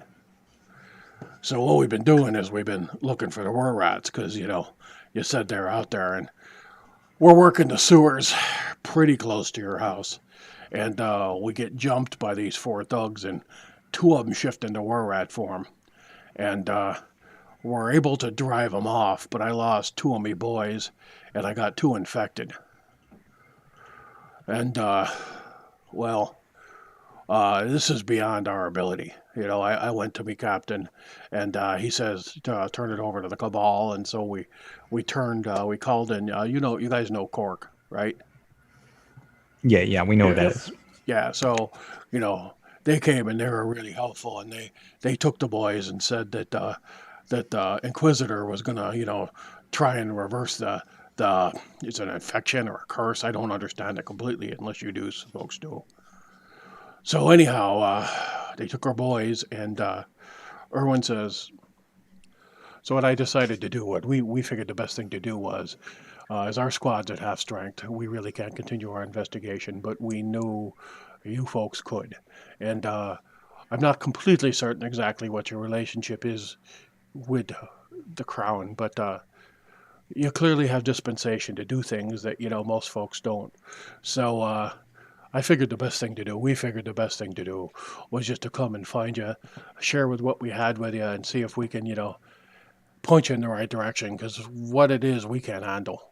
I mean, it's, if we hadn't gotten some silvered weapons and been able to hurt them, they would have ripped us apart and killed every one of us, one right after the other. So, can you help us? Can you give us a exact location within the sewers, preferably with a map? Oh, Aye, Just- yeah. real quick, the cabal said they were gonna cure your guardsmen. Oh yeah, they said they'd cure the guardsmen. No doubt about it. There's some sort of spell that breaks curses before somebody has their first full moon, as I understand it, that works fairly well with the lycanthropes. They Cork and Dougal were pretty good at trying to explain it to us, to be honest with you. They'd be good folk. So, Oh, I mean, okay. yeah, so, I mean, between us sitting in the room, and then he looks and you can see him see the Kabbalah sigil on Delbert's uniform, because he's always dressed as a war wizard. He says, between all of us in the room, and he stops and he looks at, I have complete and total respect for the Inquisition and the Cabal. I think they do fine work. Oh, can I insight check that nonsense? Please do.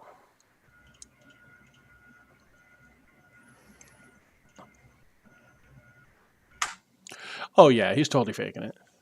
I mean, yeah, he's not outright lying, but he's definitely modifying what he had to say for the audience. Oh, so Dugan, I am curious. Can you? I'm very concerned about your compatriots that were infected. Possibly you can give me their names so I can check up on them and make sure that they are well taken care of. Oh, yeah. So he goes, it was Stubbins and Pollinus. I think the reason she's maybe concerned is because the last person that was infected that the Cabal cured, they did it by like removing her head. Father Irwin sort of looks over at the sergeant and leans forward and he goes, well, again, he says, well, you know, it's here's the case. Arcane warriors work with us all the time.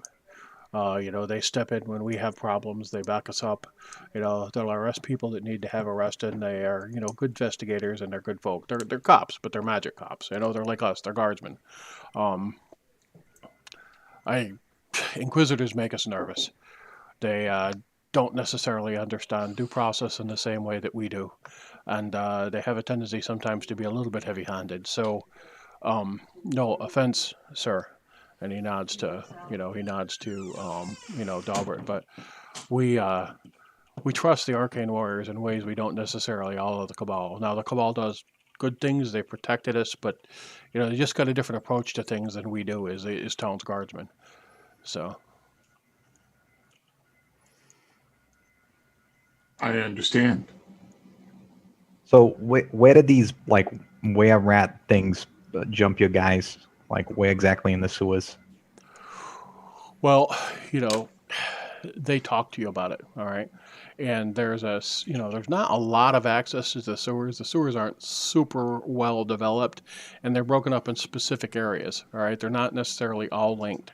And the reason for that is you've got a marshy area, and you've got areas that flood with fair regularity in Blackmoor. And down on the southern side of the city, everything has a tendency to be lifted, or on the northern side of the city by the bay and by the marsh, everything has to be lifted. As you go uphill towards this side, it's not. And on this side of things, you have a tendency to have more effectively developed sewers.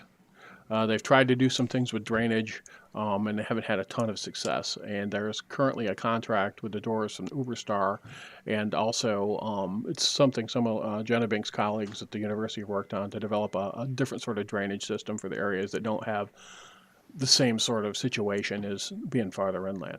So, uh, yeah, he talks you through it, and there is a main sewer line that runs underneath about 2/3 of that big curve, that big open street, which is the Kingsway, right? Hmm. There's a main sewerway that runs pretty much in parallel with that for 2/3 of the way across.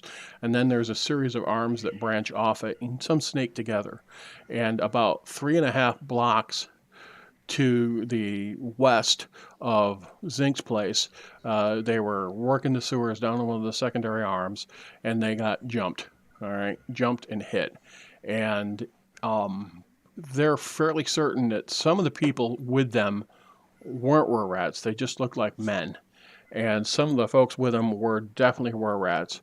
And you know how some folk just know how to carve you up if they get on the other side again. One of their friends is fighting.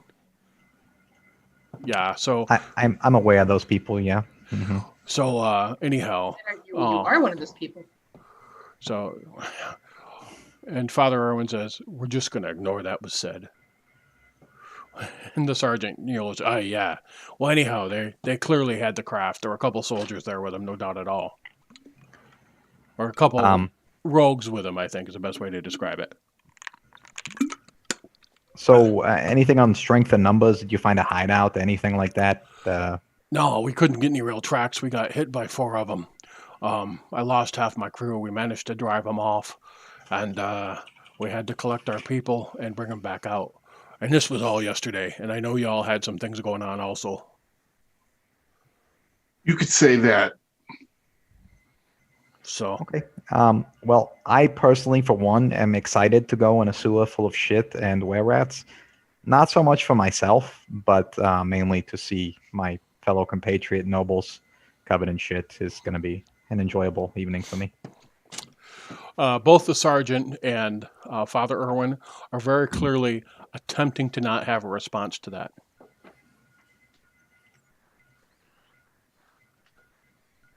So it's early. Shall we do this? Yeah, I think so. I think there's excellent arcane science research to be had in the sewers. I am not a stranger to excrement, as you will remember from the first floor of certain locations where I was digging through things. But Yeah. I will not dig through excrement unless you let me, Penny. Oh, I appreciate that, Jenna Bink. But yeah, I mean, I think it's good for people's character to be covered in shit every now and then in their life. Well- I'm not exactly sure about how fecal matter will provide character building, but okay. We'll do what we can. All right, so need any and he holds up a morning star for you, right? And he goes, "You guys need any help here?" You got any like smaller blades that are made with the silver stuff? Like a dagger or a short sword or something? He pulls out a dagger Oh, thanks. that's silvered. Okay, I'll take it. And my own weapon. Do you have more of those? I only have one. I mean, he's got the morning star thing. You could bash. He hands you a morning star if you want it. No. See, and she gestures toward catapult. What I was contemplating was possibly retrofitting my companion to possibly have claws that were silver. Unfortunately, that would be something that would take me at least overnight. And clearly, we want to attempt to clear the city of this vileness as soon as possible. So I'm sure catapult will do fine in its current disposition. And if not, there will be a new version.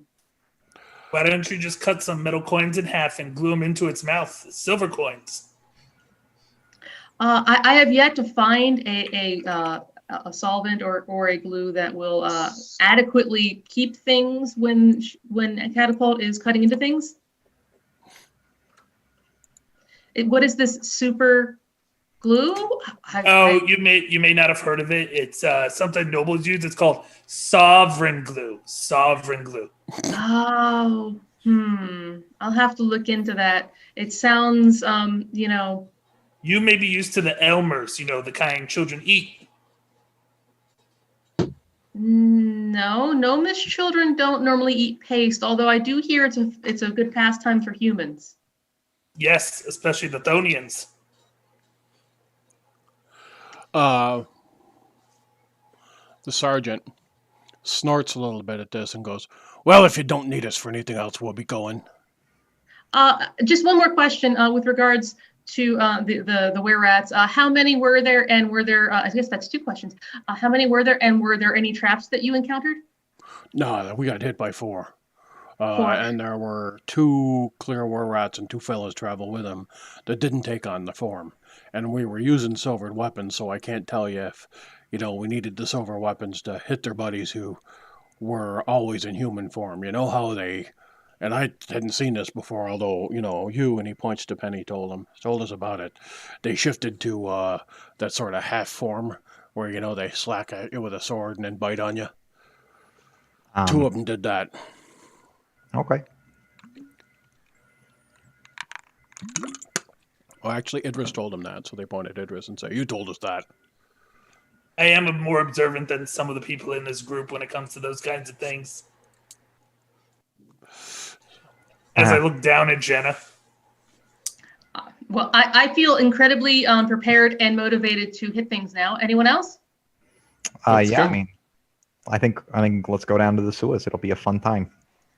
May I suggest that we depart through the entrance in Zincs, or their bulwark? What are we calling that now? Pottery barn.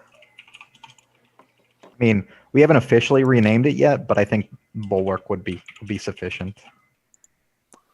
The bulwark. I kind of really like that, by the way. By the way, Penny, I owe you inspiration for that entire role-playing sequence. That was pretty outstanding. I will add an inspiration. Ooh, a sewers map is taking time to load. Right? It's amazing. It's almost like... Or it's in mask mode and it's already loaded.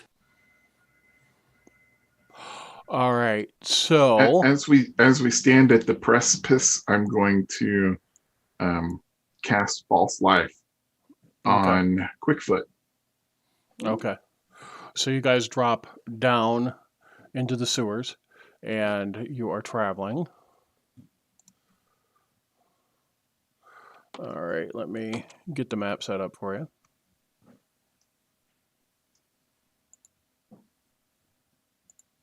Damn.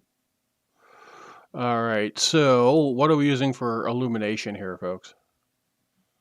Nothing. I don't need any. I don't care. Nor do I. Yeah. Delbert's the only one who cares. Well, I have at my disposal a Drift globe? a drift globe, Okay. which I will ignite. All right, so let me drop you guys onto this particular map.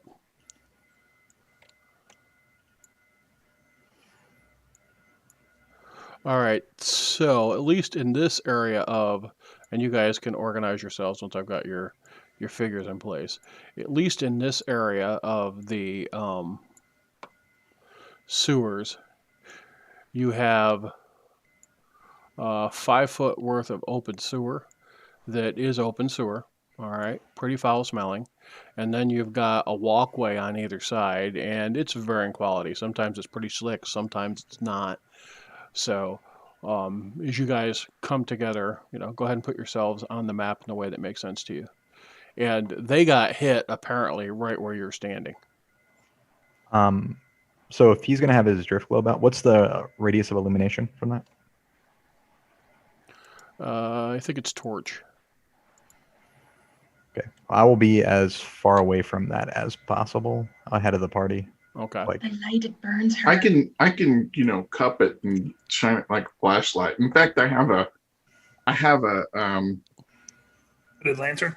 a scroll tube that I normally let Quickfoot hang out in. I can just drop it into the bottom of that and use it as flashlight. All right, let's take a look at the item real quick here. I'll be doing my usual scouting ahead of the party thing and I understand. stealthiness. All right, so small sphere of thick glass weighs 1 pound. If you're within 60 feet of it, you can speak its command word and emanate light or daylight, so you can get a daylight effect. Yeah. So Um, the light spell is 20 feet plus 20 feet of dim light. Okay. So I will 40 foot probably be radius. 50 to 60 feet ahead of Delbert at all times. I have corrected my character location with that information. Okay. All right, so Delbert's hanging out in the back. You guys are all trying to stay in the dim light in front of him, correct? I'm taking the middle part. Okay. All right, and I'm going to assume that Quickfoot wants to stay with. Is it catapult or penguin pult? Catapult. No, I changed it last night. I made that very clear. All right. We're Oh, going to so hunt rats, so she's gonna since have it. you've been in cat mode, unless you shoo Quickfoot off, Quickfoot rests and sleeps on top of Catapult anytime Catapult is idle. All right. So like when you were sitting waiting and Catapult was just in rest mode, all right, Quickfoot hopped up on top of it and did that cat hanging out, sleeping on top of it thing. All right. And the other thing that Catfoot does is he mimics Catapult as Catapult walks. All right. Nice. So Catapult goes and Quickfoot will drop in behind him and do exactly the same walk, looking over his shoulder at Delbert like, hey, hey, hey, am I awesome or what? All right. So you guys have rolled forward. You can see in front of you.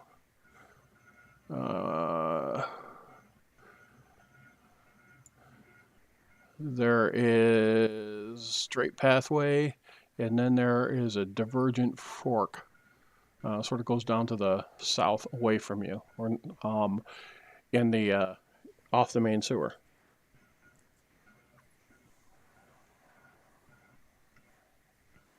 Okay, Sorry. I'll move up. I was going to say, is the corridor longer than 120 feet? Yeah, I mean it goes out to about 120 feet. Okay. Yeah. I was just curious because I see 120. I was curious if it ends at any point. Yeah, it's got another archway that you pass through. There's structural elements, and off and on at different points, there's grates where sunlight comes through, right? So most of this area is dim, Okay. just because it's not complete darkness, right? You've got sword rates and stuff all along it. As a matter Gotcha. of fact, if you want to get out, it's just a matter of making an investigation check to have a grade or something that you have to break through. But Gotcha. they're within range of you. Okay. Penny, what's your range of your dark vision? 60. 60. All right, so.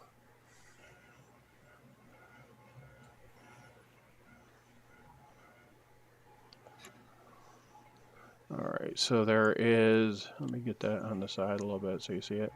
There's another archway there, 2 archways there, and actually the effluvium is flowing towards you guys. All right, so the current is moving this way. Okay. Jenna is trying to stay 30 feet back from Penny. All right. Well, is there a wall here, or is that just a? There's a wall there, yeah. Okay. You gotta go through the, what do you call it? Going through shit builds character, Penny. Yeah. And there's the grate blocking that on the water, or no? No, there is not a grate down. There's a grate that can be lowered, but it's not.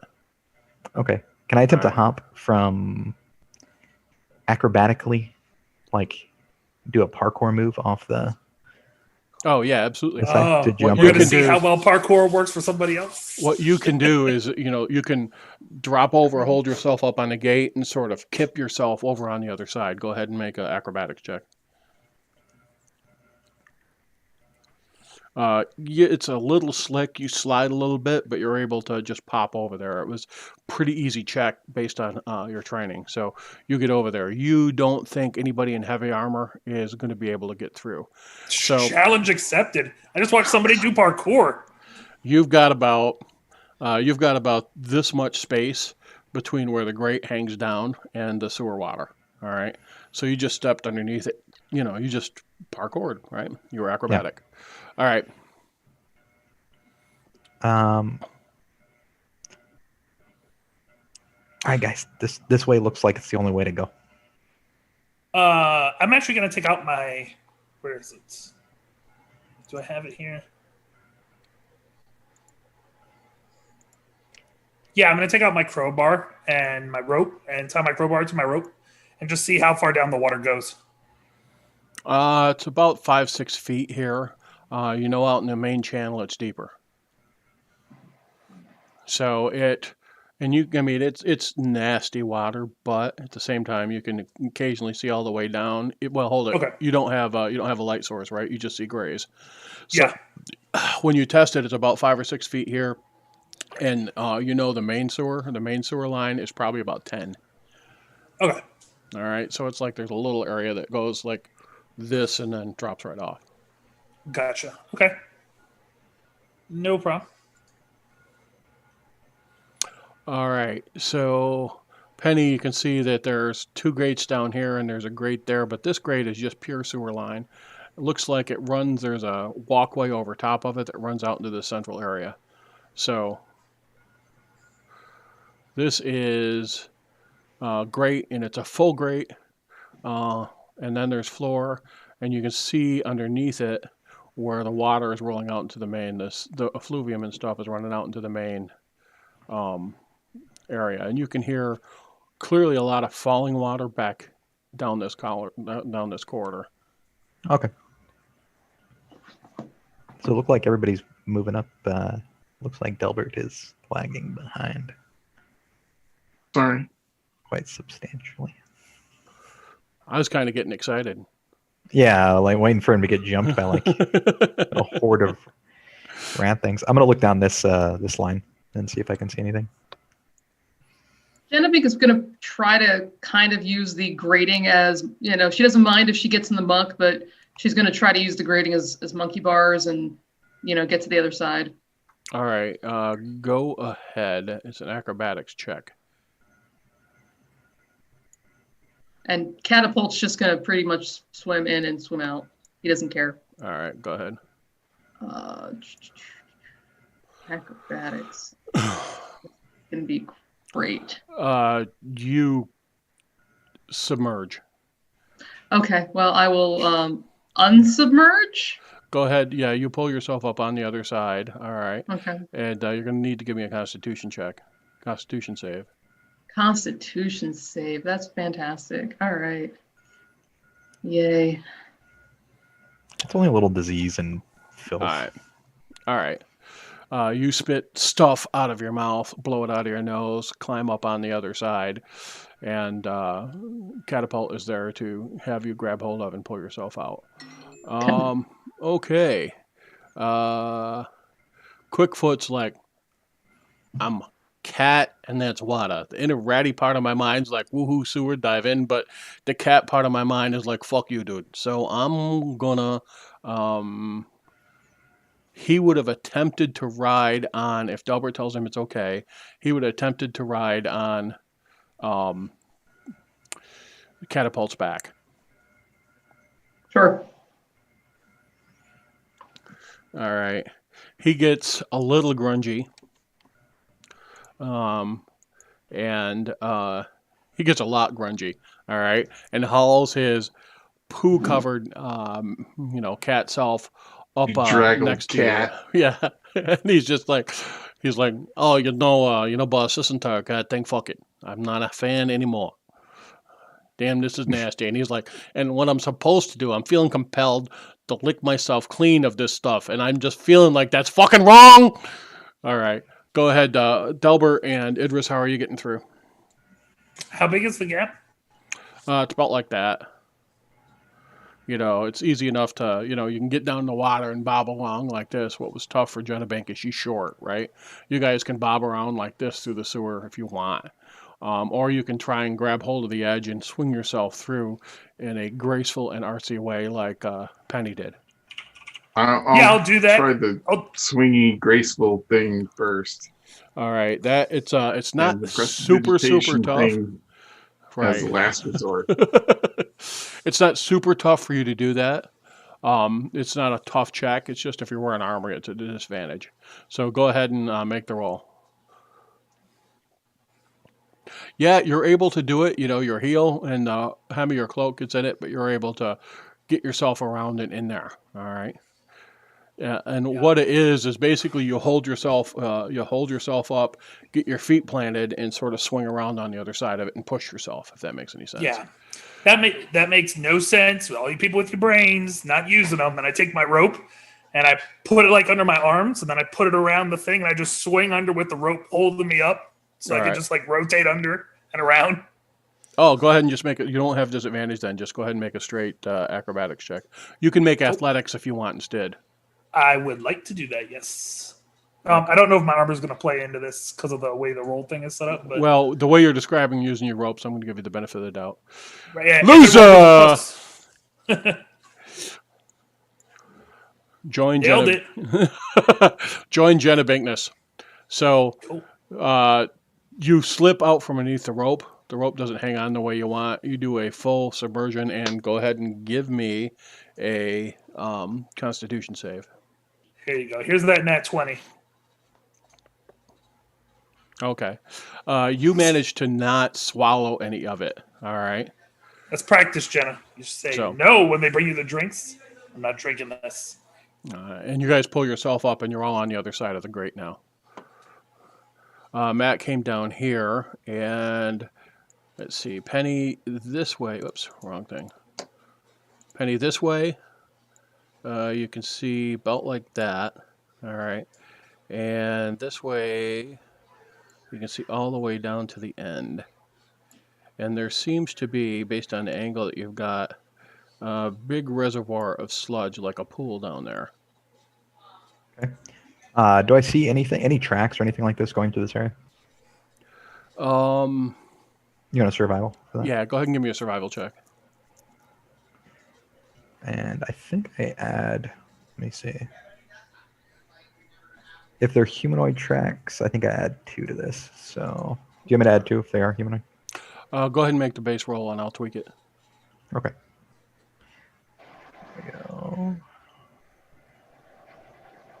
go. Man, this place is such a freaking mess. All right. You're not getting any tracks at all off of it. There's some sort of weird smell when you get down in this area, though. You're not totally certain what it is, but there's something, it's just a real thick, ugly smell. Jenna, Jenna, come down here. Oh, you should smell this. I don't know what this is. I feel like this is a bad joke, but okay. No, it smells like more than just shit right here. I go down to where Penny is and I smell what she is smelling. Go ahead and give me an Arcana check. Okay. It has the scent of magic and arcane science.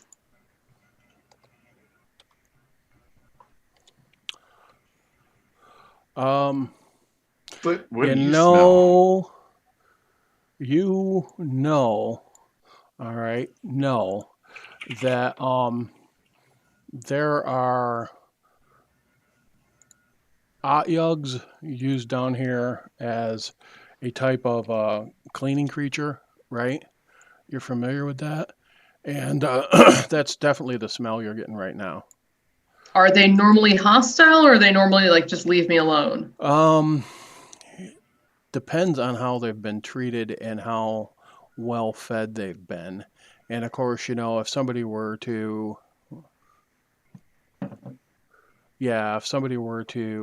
charm them, that would have an effect on it, of course. So I would say that smell that you're smelling that you're not familiar with is a variety of cleaning creature. And normally they're okay. But given our luck and the fact that your paranoia is mostly correct, I would imagine that someone has probably disturbed them in some way, and they most likely will attack us on sight. Okay, so that probably sounds like this is a bad way to go then. Unless it's the way we have to go, yeah, but we should probably look at alternatives. Well, on that note, And by the way, as Delbert gets anywhere close to 30 feet of us, I am shushing him back. Okay, I'll stay Oh, and back. also, Catapult cannot be surprised.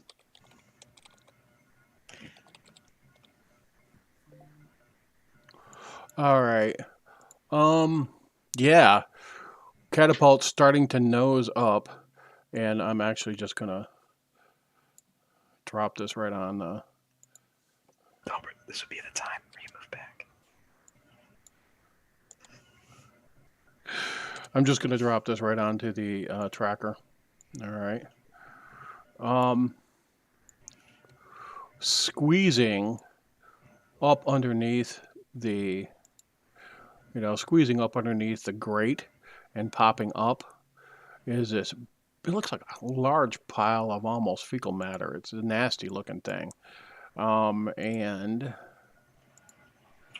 you guys this is pretty iconic, but I'm going to show the image anyhow, right? That's what you see come popping up. And what you see is the eye stalk come up, and then arm goes on one side, arm goes on the other, and it pushes itself up from underneath the water, and you feel it pop.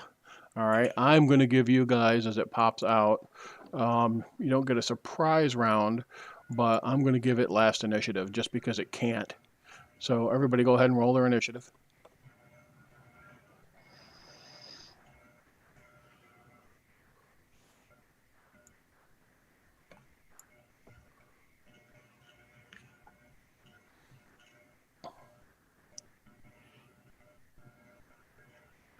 All right, Delbert, go ahead and roll.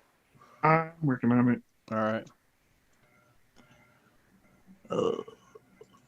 Okay. And Catapult goes on Jenabinks and Quickfoot. All right, very good. So Atyag pulls itself out and pops. And top of the order, Penny. This huge monstrous thing pulls itself out. And we didn't get to notice it moving up at all, or no?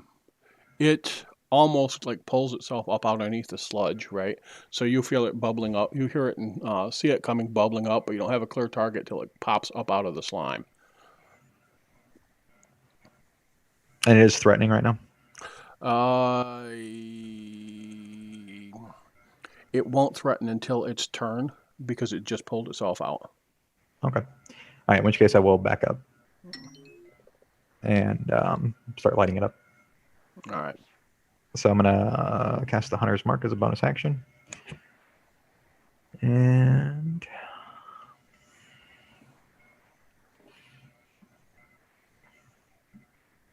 all right, full hits. And then my Dread Ambusher, second attack. I'm trying to think of a campaign where I didn't end up fighting one of these shit monsters. I love shit monsters. This may be your chance if you just stay in the back. Okay, that is my turn. I blinked it twice.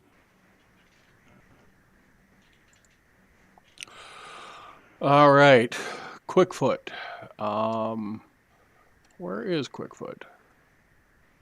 Underneath catapult or on top of catapult. Quickfoot does this.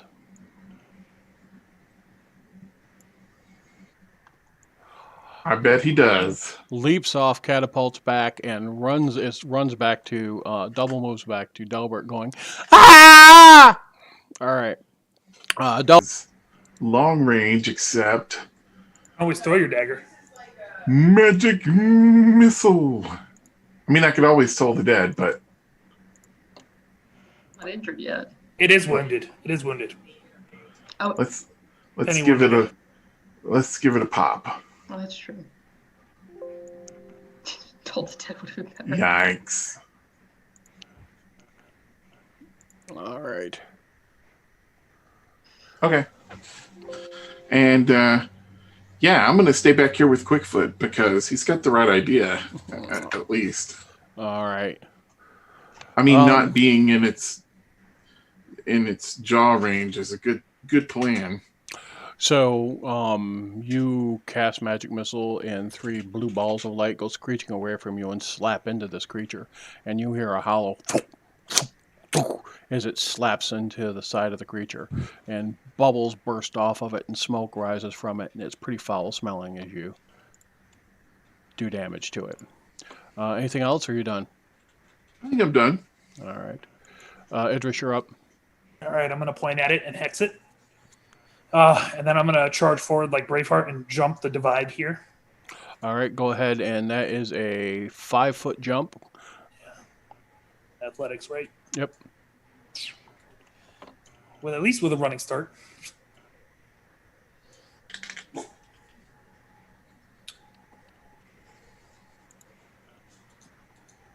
All right, and I'm across, and I will. I'm going to drop this on the Constitution ones. Okay, and I'm going to swing on it with the magical longsword with the hex on it. Okay. Just going to try and bring it down on it. Nope. Okay, I'm good. Yeah, we had a scream drop, so I'm waiting for folks to catch back up with us, come back on. So, all right. Dun, dun, dun. Okay. All right. Jetabank, you're up. Jennabank Jennabank. From where she's sitting, she is going to acid splash it because she doesn't want to have to cross water because that was going to be bad. So All right. she will acid splash it. It fails and it takes 2. Catapult is also going to attack it. Okay. And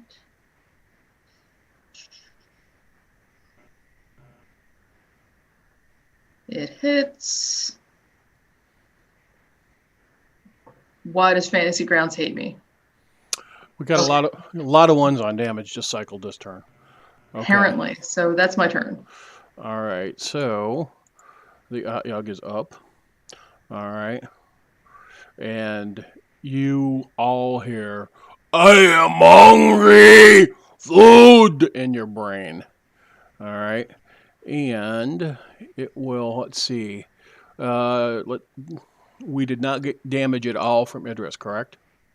That's right. The only person who hit it was Penny and Delbert and Catapult and Jenna. So everybody who's not named Idris. I just critted on the Oh, bite. it's time for a major version upgrade.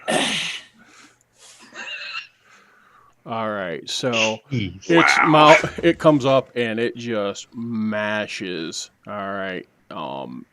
So someday we'll total up how many hit points that Catapult took instead of y'all. I'm just saying. That's right. A big bite. It mouth comes right up, it engulfs it, and it bites and it shakes and drops Catapult. Well, So- I didn't design it for that. Is he immune to any conditions? He's immune to like a lot of charmy stuff, but not like physical stuff. All right. He He's is immune to life. poisoned. He is immune to poison Oh, he is immune to and poison? exhaustion Okay, and charmed. good. All right, good enough. All right.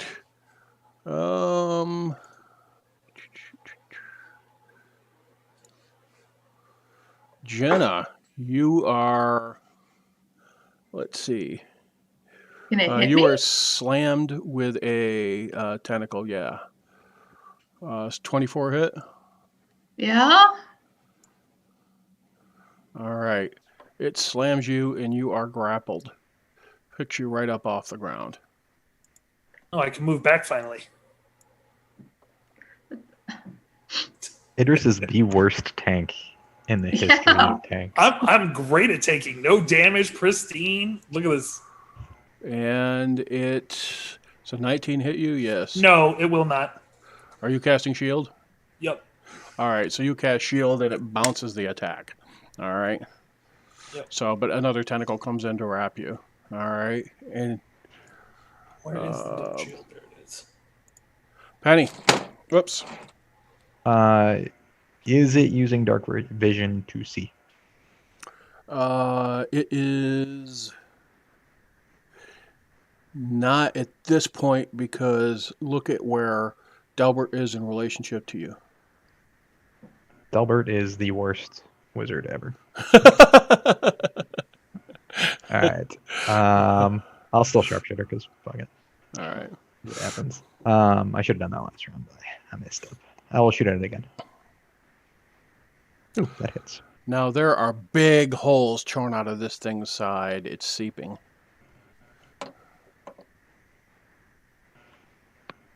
And I'll hit it with another little baby tree trunk.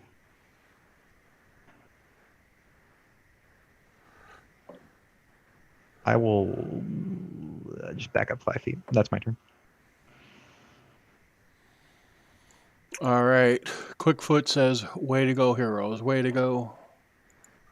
Delbert, you're up. All right, I am going to throw a chromatic orb at the beast.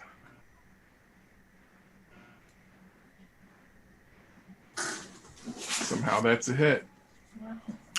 Wow. Some fire. That is pathetic. You Penny to the ground. Steam rolls off this thing. All right. And it doesn't seem to be doing well at all. Idris.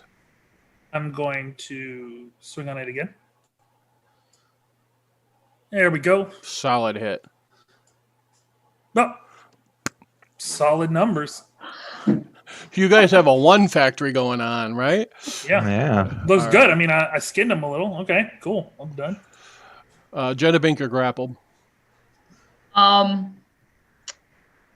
If I'm grappled, can I hit it? I mean, You that can. seems weird. You're restrained, though, so you're going to be attacking with disadvantage. Well, but it's within my, even though it's not in my range, it's in my range because it's grappling me. Yeah, because you can stab its tentacle and stuff. Okay, then I'm gonna Warhammer it. You said I'm at disadvantage though. Yes. All right, that's fair. I just, I'm gonna try. I hit it. Yeah, so, it's got you up in the air and you're bashing on it. What the? Fantasy Grounds hates us. You guys are going to be glad to get all these ones out of the way. That's all I'm saying. Yeah, All right. and that's when the party died in the sewers. Yeah. So the fumble one. All right, so that's Catapult. that, and then Oh, I'm sorry. catapult is going to fix itself. See it? Nope. Hang on. Let me fix Fantasy Grounds. Yeah, sorry, Tad. Can you? I did not mean to heal the audio. stupid thing. Yeah. Can you, All can you right, give me I 11 back? understand. I understand. You need 11 points of damage healed on. So that takes him down to 13 wounds from 24. Correct? Thank you. Yes. And All 11 right. damage on the audio. Oh, And yeah. 11 I healed. healed the audio. I fixed Yeah. that too. Thank you. All right. So, all right. So it's the Otyug's turn. Yes. All right, Jen, you're about to make a save versus Constitution as you were slammed on the wall. Bang! Nailed it. You are. I will use an inspiration on that. Go ahead and roll again, please.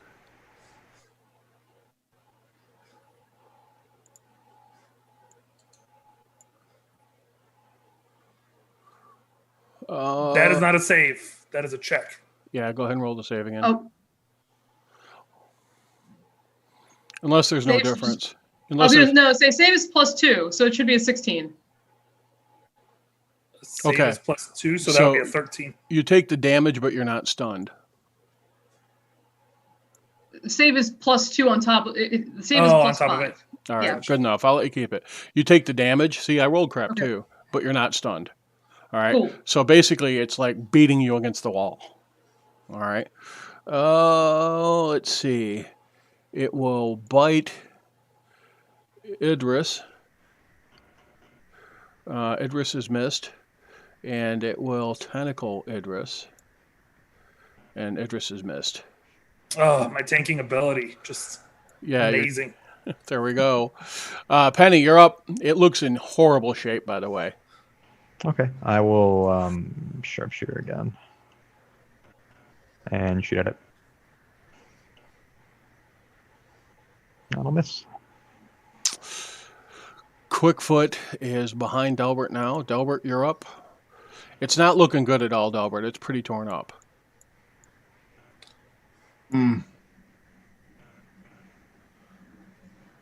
I kind of don't want to kill the thing.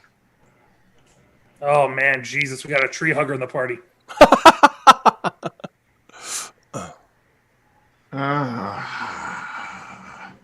I could sleep it, but our history with sleep spells as of late have not been great. Yeah, go for the sleep. Go for the sleep. I am confident in your sleep spell. You could center it on So Jenna. confident. Center it on Jenna Banks. Right? I'll just chromatic orb the thing again. Boom. Perfect. His indecision goes, do I want? No, I don't. Perfection. All right, so it bounces off the wall behind it and then leaves a char mark. Anything else you'd like to do, Delbert? Curse. Foul You're language not a noted. rock. Damn it. So you guys hear something inappropriate said in Chael in the background. Idris, this thing's not looking good at all. Yeah, I'm going to finish it off here. I'm going to hack at it, and I'm going to pop it with the sword and with some necrotic damage. There we go. Not enough to kill it, but I can see it's ruby red, so All right. good luck, So- Jenna Bink. Got one more round of beatdown.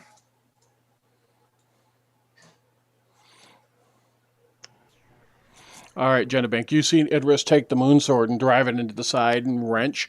And there's a big gash. There's just flesh falling off this thing in long strings. And it's got char marks and it's smoking and it smells horrible and foul and thick. And you try and beat on it and you are unsuccessful. I miss. I use my bonus action to have catapult hit it. Come on, catapult. Let me make sure I got the right thing targeted this time.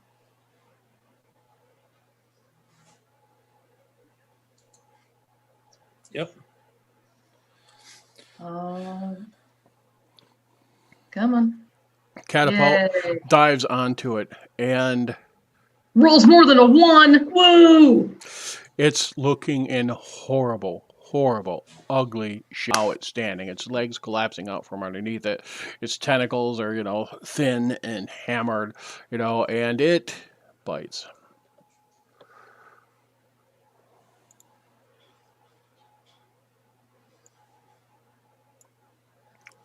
And you just bat it away, and its other tentacle comes in on you and wraps itself around you. It's a 24. We'll accept that. All right. Got to show some solidarity with the rest of the party. You don't really have a choice, Pete. All right. Well, if I decided to put on the plate, I would have been fine. All right, and you managed to hang on to your hex spell. And then Jen, it slams Genebank off the wall. You save, you're not knocked unconscious, or you're not stunned, but you take additional damage as it smashes you off the wall. Penny, all you have to do, this thing's battered, torn apart, and you don't know how it's standing. All right, I'm just going to shoot it. I'm not going to sharpshooter. Hit. Cool. It passes through it, strikes out the wall, and it almost deflated. It just falls and it drops everyone to the ground. Cool. So what was that thing? 'Cause it looks like it smacked the crap out of you guys. It's an otiug or something. The pronunciation escapes me. But regardless, it's a shit monster. And they eat the shit. And I had been warning you about them. And clearly, yes, indeed. Tad, can I roll an arcane something to see if it was indeed just hungry or if it was charmed? Yeah, you can go ahead and roll Arcana check. Aren't you looking for some beads on its tentacles? It was hard to tell. You spent most of your time getting slammed off the wall. It showed up, it grabbed you, and it beat you against the wall the entire time. I look for the equivalent of its neck. I'm going to jump across to meet Catapult to try to fix Catapult. Okay, go right ahead. We're going to investigate the Atyug's body, right? Yep. Mm-hmm. All right, go right I ahead. want to see if we have any spillage from the I depths. will assist Genebank on the investigation. Good job, Quickfoot. I'm not investigating.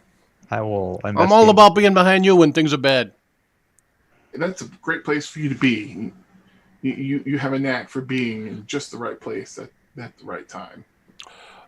Penny, you pull up a little copper disc about this big around that has the symbol of Rollin in it. So this thing was on it. Probably not good. Oh, hang on. And I'll smash it. You find a big bead. Do you smash the bead? Yeah. All right, when you smash the bead, there's a symbol of Rollin on the inside. And it's in it. It's almost like it swallowed it. Yeah, I'll just give it with the hilt of one of my blades, just a little pop to break the bead. Bang. All right, you're able to. So, and it's, if you want to just like deface the symbol or whatever, you want to try and damage the little round plate too. Is that what your goal is? Just destroy the bead, and then I'll, Okay. if they want to hold on to it to look at it later, one of the arcane people. Roger I'll that. toss it to one of them. All right. Water is flowing away from you. All right, and you can see water's coming in from either side here. Off to your right, you can see another grate, and that heads over towards where your home would be, kind of. And this way, you can see a big pool of water around the corner. Is water flowing unnaturally away from us? No, it's basically all going downhill into the mainstream. Okay, all right.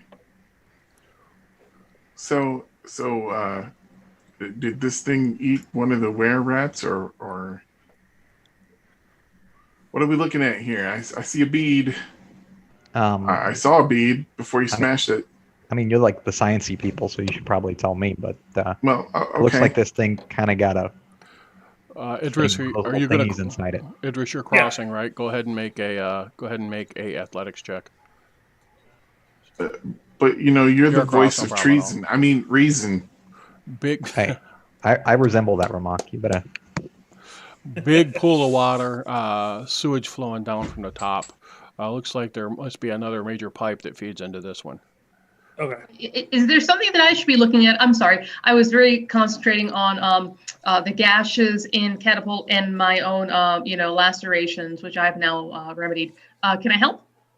No, there was just one of those little symbol things on the monster thing inside a bead, and that's probably why it wanted to murder us, is because the blue-eyed people were controlling it or something. Maybe it just wanted to murder us because that's what it wanted to do. Who knows? But here, maybe look at this coin later. Okay. I will look at the coin now because it's a thing. The thing with the symbol rolling on it, one of those little discs. All right. As I walk hang up on. to, PJ, hang on. You need to. That grate is solid. Oh, is it It's solid. Oh, I gotcha. All right. Oh, okay. It's solid. Here's the floor. And what you guys saw as you crossed it is you can walk over top of it, but obviously there's water flow underneath it that goes back out into the main pipe. All right. And this is much narrower, so you're going to have to either bust through the grate up top or check out below it to see if there's a way to pass through underneath it. I'll try the crowbar first All right.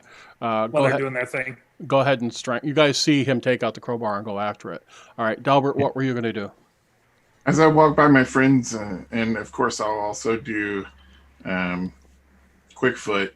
I'll give them the bathroom air dryer treatment with prestidigitation to get them clean. He's purring and he's like, "What the fuck was that?" You're clean now. It's like, You don't have to lick all that crap off. Thank you so much, boss. I feel a desire to honor your presence with a type of humming. That That's sounds nice. great. I think I would enjoy that too. All right. Can I use the Adiog's corpse to kind of tiptoe across to the other side? Sure. I would Oh say yeah, as I'm coming back, I'll tell you what I saw over there. that actually counts as difficult terrain, but you can just sort of wade across the corpse, no problem at all. All right, I'll move over to rejoin the group. Delbert, can you turn off your lighty thing while we're all here? Because you just make us a giant target until like something tries to murder us. Idris, you Yeah, I can do that. Yeah. It's in there. I'll Good. turn off. I'll turn off my light and concentrate on seeing through Quickfoot's eyes. it's not quiet. You weren't able to just easily pop it open, but with enough time, you're absolutely certain you guys can pry it open. All right. What happened is you got a hold of it and you cranked it, and you could see it torque in the frame. All Yeah. right, but it's set in there well. It's a good solid design. So you're certain that if you guys work at it long enough, you can chip away at the mortar above it and you can get it loose. All right, but it's not going to be I quiet. think that your vector of attack is slightly off. If you applied approximately 12.5 more pounds of torque and in a vector direction of 326 degrees, along a line of approximately 15 radians, I think you would have more luck with that. Is there any way once we get past the grate to get through there without sludging through shit? No. Okay, so what's the point of breaking this off when we can just dive underneath it, right? I was just curious if we need to get out of there for some reason. There's two ways to get out instead of one. Well, I mean, we're gonna have to go through the water anyways. Yeah, but you could get out one on top and around the side, or you got to keep swimming in. And when you're in the water, for the short people, that's a swim Damn move it, for those just of us who got can you stand. guys clean. No, it's not about getting dirty. It's about difficult terrain, swimming through water and stuff like that. That's all I'm saying. I'm going to send Catapult down through. All right. Catapult pops up on the other side. All right, I'm going to have him take up position further down. He sees a ladder going up. Okay. I'm going to follow Catapult. All right, so everybody's diving underneath, or are you gonna open up a second door like Idris is doing? Just want to know. No, I was just curious what was in there. That's what I was trying to get to. How deep is this water, Ted? This week it's about 5 feet tall. So if you don't have, you're gonna have to make athletics checks to swim down there. All right. If you're not tall enough to stand out of it. Jenna, maybe you bring catapult back here, and we like ride on the top of catapult, so we're not sludging through the shitty water. Us Oh. short people. That sounds like an excellent idea, and I will ride catapult first. If you guys do that, you won't have to make athletics checks. It's the equivalent of waiting. All right. So is everybody else going down there? Well, before we go through, the other question was the big pipe you said that was down there. Do you have to climb up to get up into that? Down at the bottom section? I'm sorry, what? The big pipe at the bottom? The hole you said? Oh, there's just a steady flow of water coming out of it. So you'd have to crawl up. Yeah, you'd have to crawl up into the fight your way current. through water. Yeah. I got you. Okay. Is it shit water or regular water? It's not too bad water. It's brown water, but it looks like that's not the only thing that's going on in it, if that makes sense. Okay.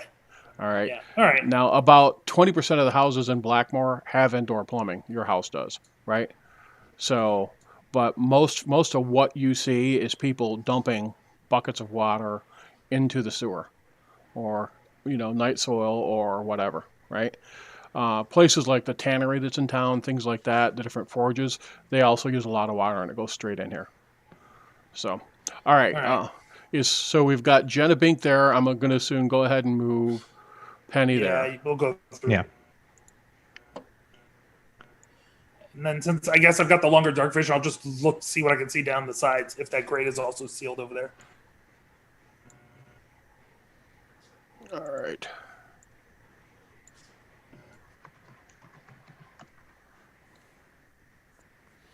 All right. So you go down to the end, and you can hear as you get closer a lot of water. All right. Okay. And this is another grate, and it's a pretty secure grate. And you can hear off to your right a lot of water falling. Okay. And the current's pretty strong here. And you can hear off to your left, farther distance, more water falling down into it. Okay. So go ahead and make an intelligence check. One of my best skills, or whatever they're called. It occurs to you that you might be near one of the fountains, and that's what this drainage is from. Cool. All right. All right. Okay. Let's see. Delbert, are you still outside, or are you coming in? And did you just try and climb the ladder, Delbert? No, I'm just standing in the space. Okay. To get room for all of us. Yeah, I'm coming in. All right. And I'll check out the ladder in the entrance to see if there's anything weird about it. All right. So go ahead and move your character into the space. And go ahead and make your investigation check. I'm going to move. All right.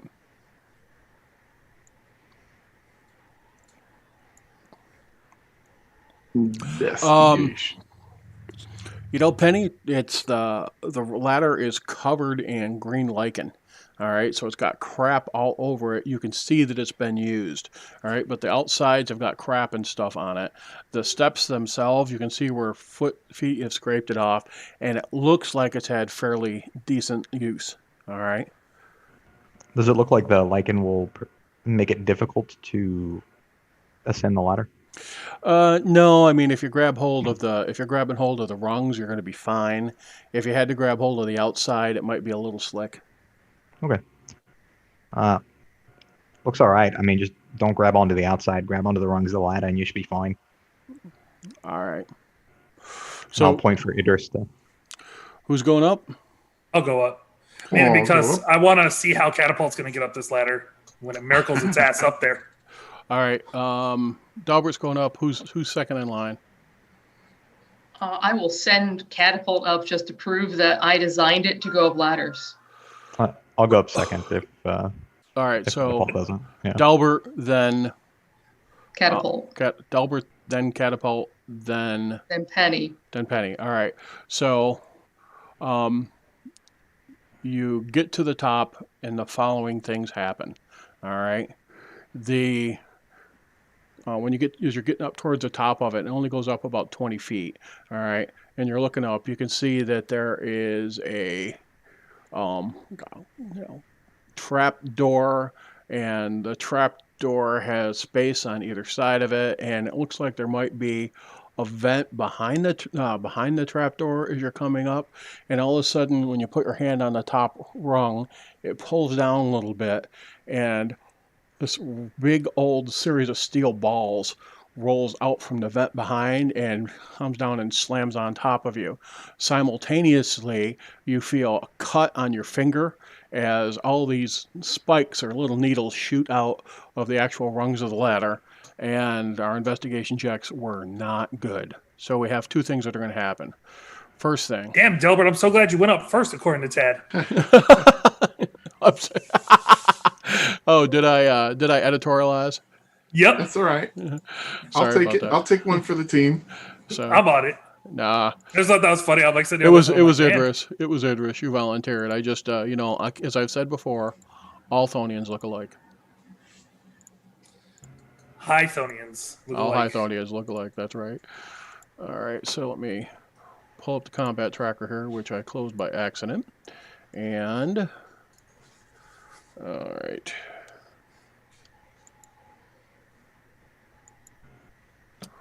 Okay, so DC 15 con save for Idris, or dex save. DC 15 save for Catapult. DC 15 save for Penny. Penny's, Yeah, there we go. all right. Penny's like, nah, nah, nah, nah, nah, nah. And Idris does really well, and Catapult with those force claws ain't going to be holding on to anything. You need those opposable thumbs. all right, so Well, I'm Penny's just one who gonna, set this trap, so she knew. I'm just going to drop the damage here and assign it. So it was 21 points of damage. So that is 21 to Catapult and 10 to Idris and Penny. Bang, bang, bang, bang. Now, for part two of our trap, we have poison needles jabbing into your palms. So let me get that out here.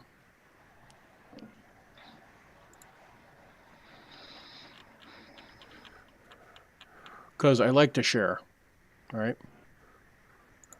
Sharing is caring. It is. Well, that at least Catapult is not going to be suffering from. No, he's not. Falling damage, though. All right. Okay, so everybody takes 1 point of piercing. Idris, you do not make the save. I'll re-roll that. I'll burn off, what do you call it? Go ahead and make yourself. Go ahead and use one of your Really do. inspirations. Yep. What is this, a Constitution save? Yep. Shazam. And Penny, you do not make it either. I'll attempt to burn an inspiration, and I'll probably talk on a hero point onto this as well. All right, go for it. You make it, and Well. you know. All right, so Do we side with the hero point before or Be after? careful. Yeah. It could be trapped. All right, so Idris takes additional 13 points of damage.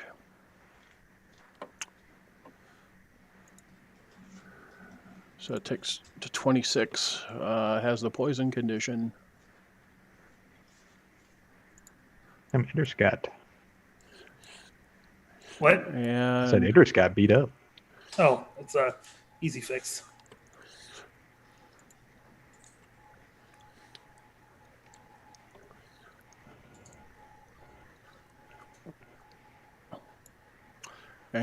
Catapult takes 1 more point of damage, even though he's not poisoned.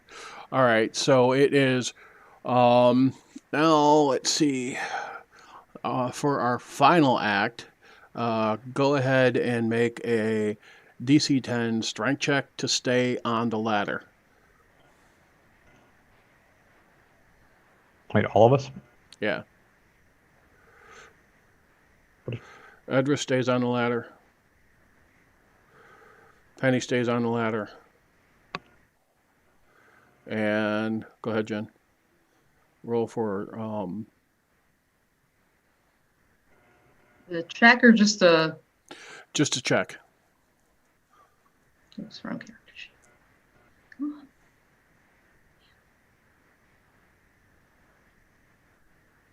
All right. So when catapult goes up, catapult's shoulders almost look like they dislocate, and the little paws get kind of hands, and it goes right up. It's almost ape-like how it goes up. But you all I take take the my left damage foot. and stay on the ladder. I see it's And climbing up, and I'm like, the fucker's biting me. They're biting me. so, and on that note, we're gonna end our session. What is up the ladder? Da-da-dun. All right, so you guys were going up the ladder, and Matt, it was just bad dice. Normally, you are spot on your investigation checks, but this one Jenna didn't was- want to help, man. That's the problem right there. Yeah, Doesn't care about us. All right, yeah. So you ended up having a 9 total. All right, Mhm. and it was a DC 15 to spot the. It was actually only a DC 10 to spot the falling trap, but it was a DC 20 to spot the poison needles. So unfortunate. All that being said, we will be back next week. We're going to be doing the same thing. Our players are clearly finding out that there are some hazards down here that they're going to need to address and deal with.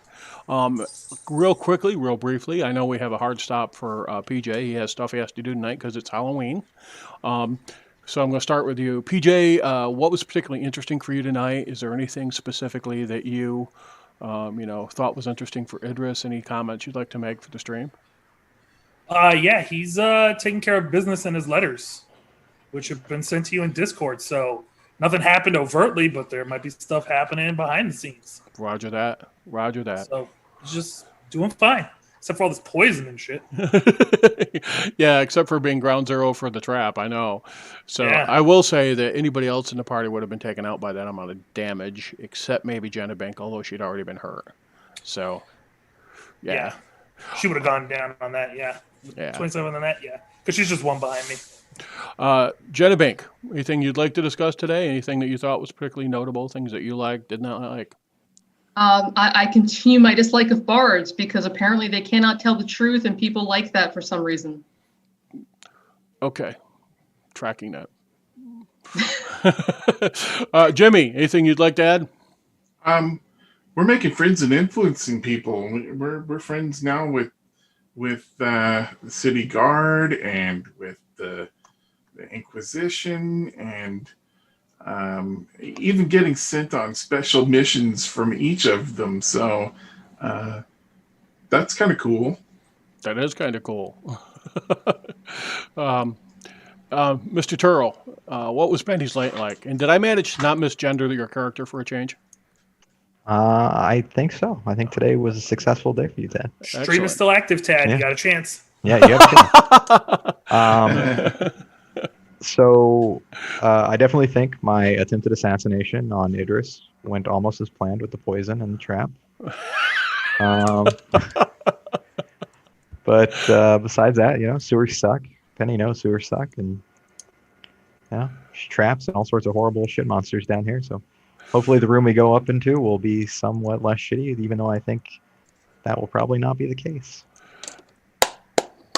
Thank you all so much for for playing so well today and putting the energy into the role playing that I really respect. Next week we will continue. We'll move forward. Be good. Sorry about the stream destabilization. I think I had an internet issue. I'm glad some of you were able to hop back on. Thank you so much for following us and for supporting our stream and for enjoying our game. We very much appreciate it. And like Dave always said, Uther, once and always. You have a great night. Thank you so much for watching our stream, and we will see you next week. Same time, same place. Be good now.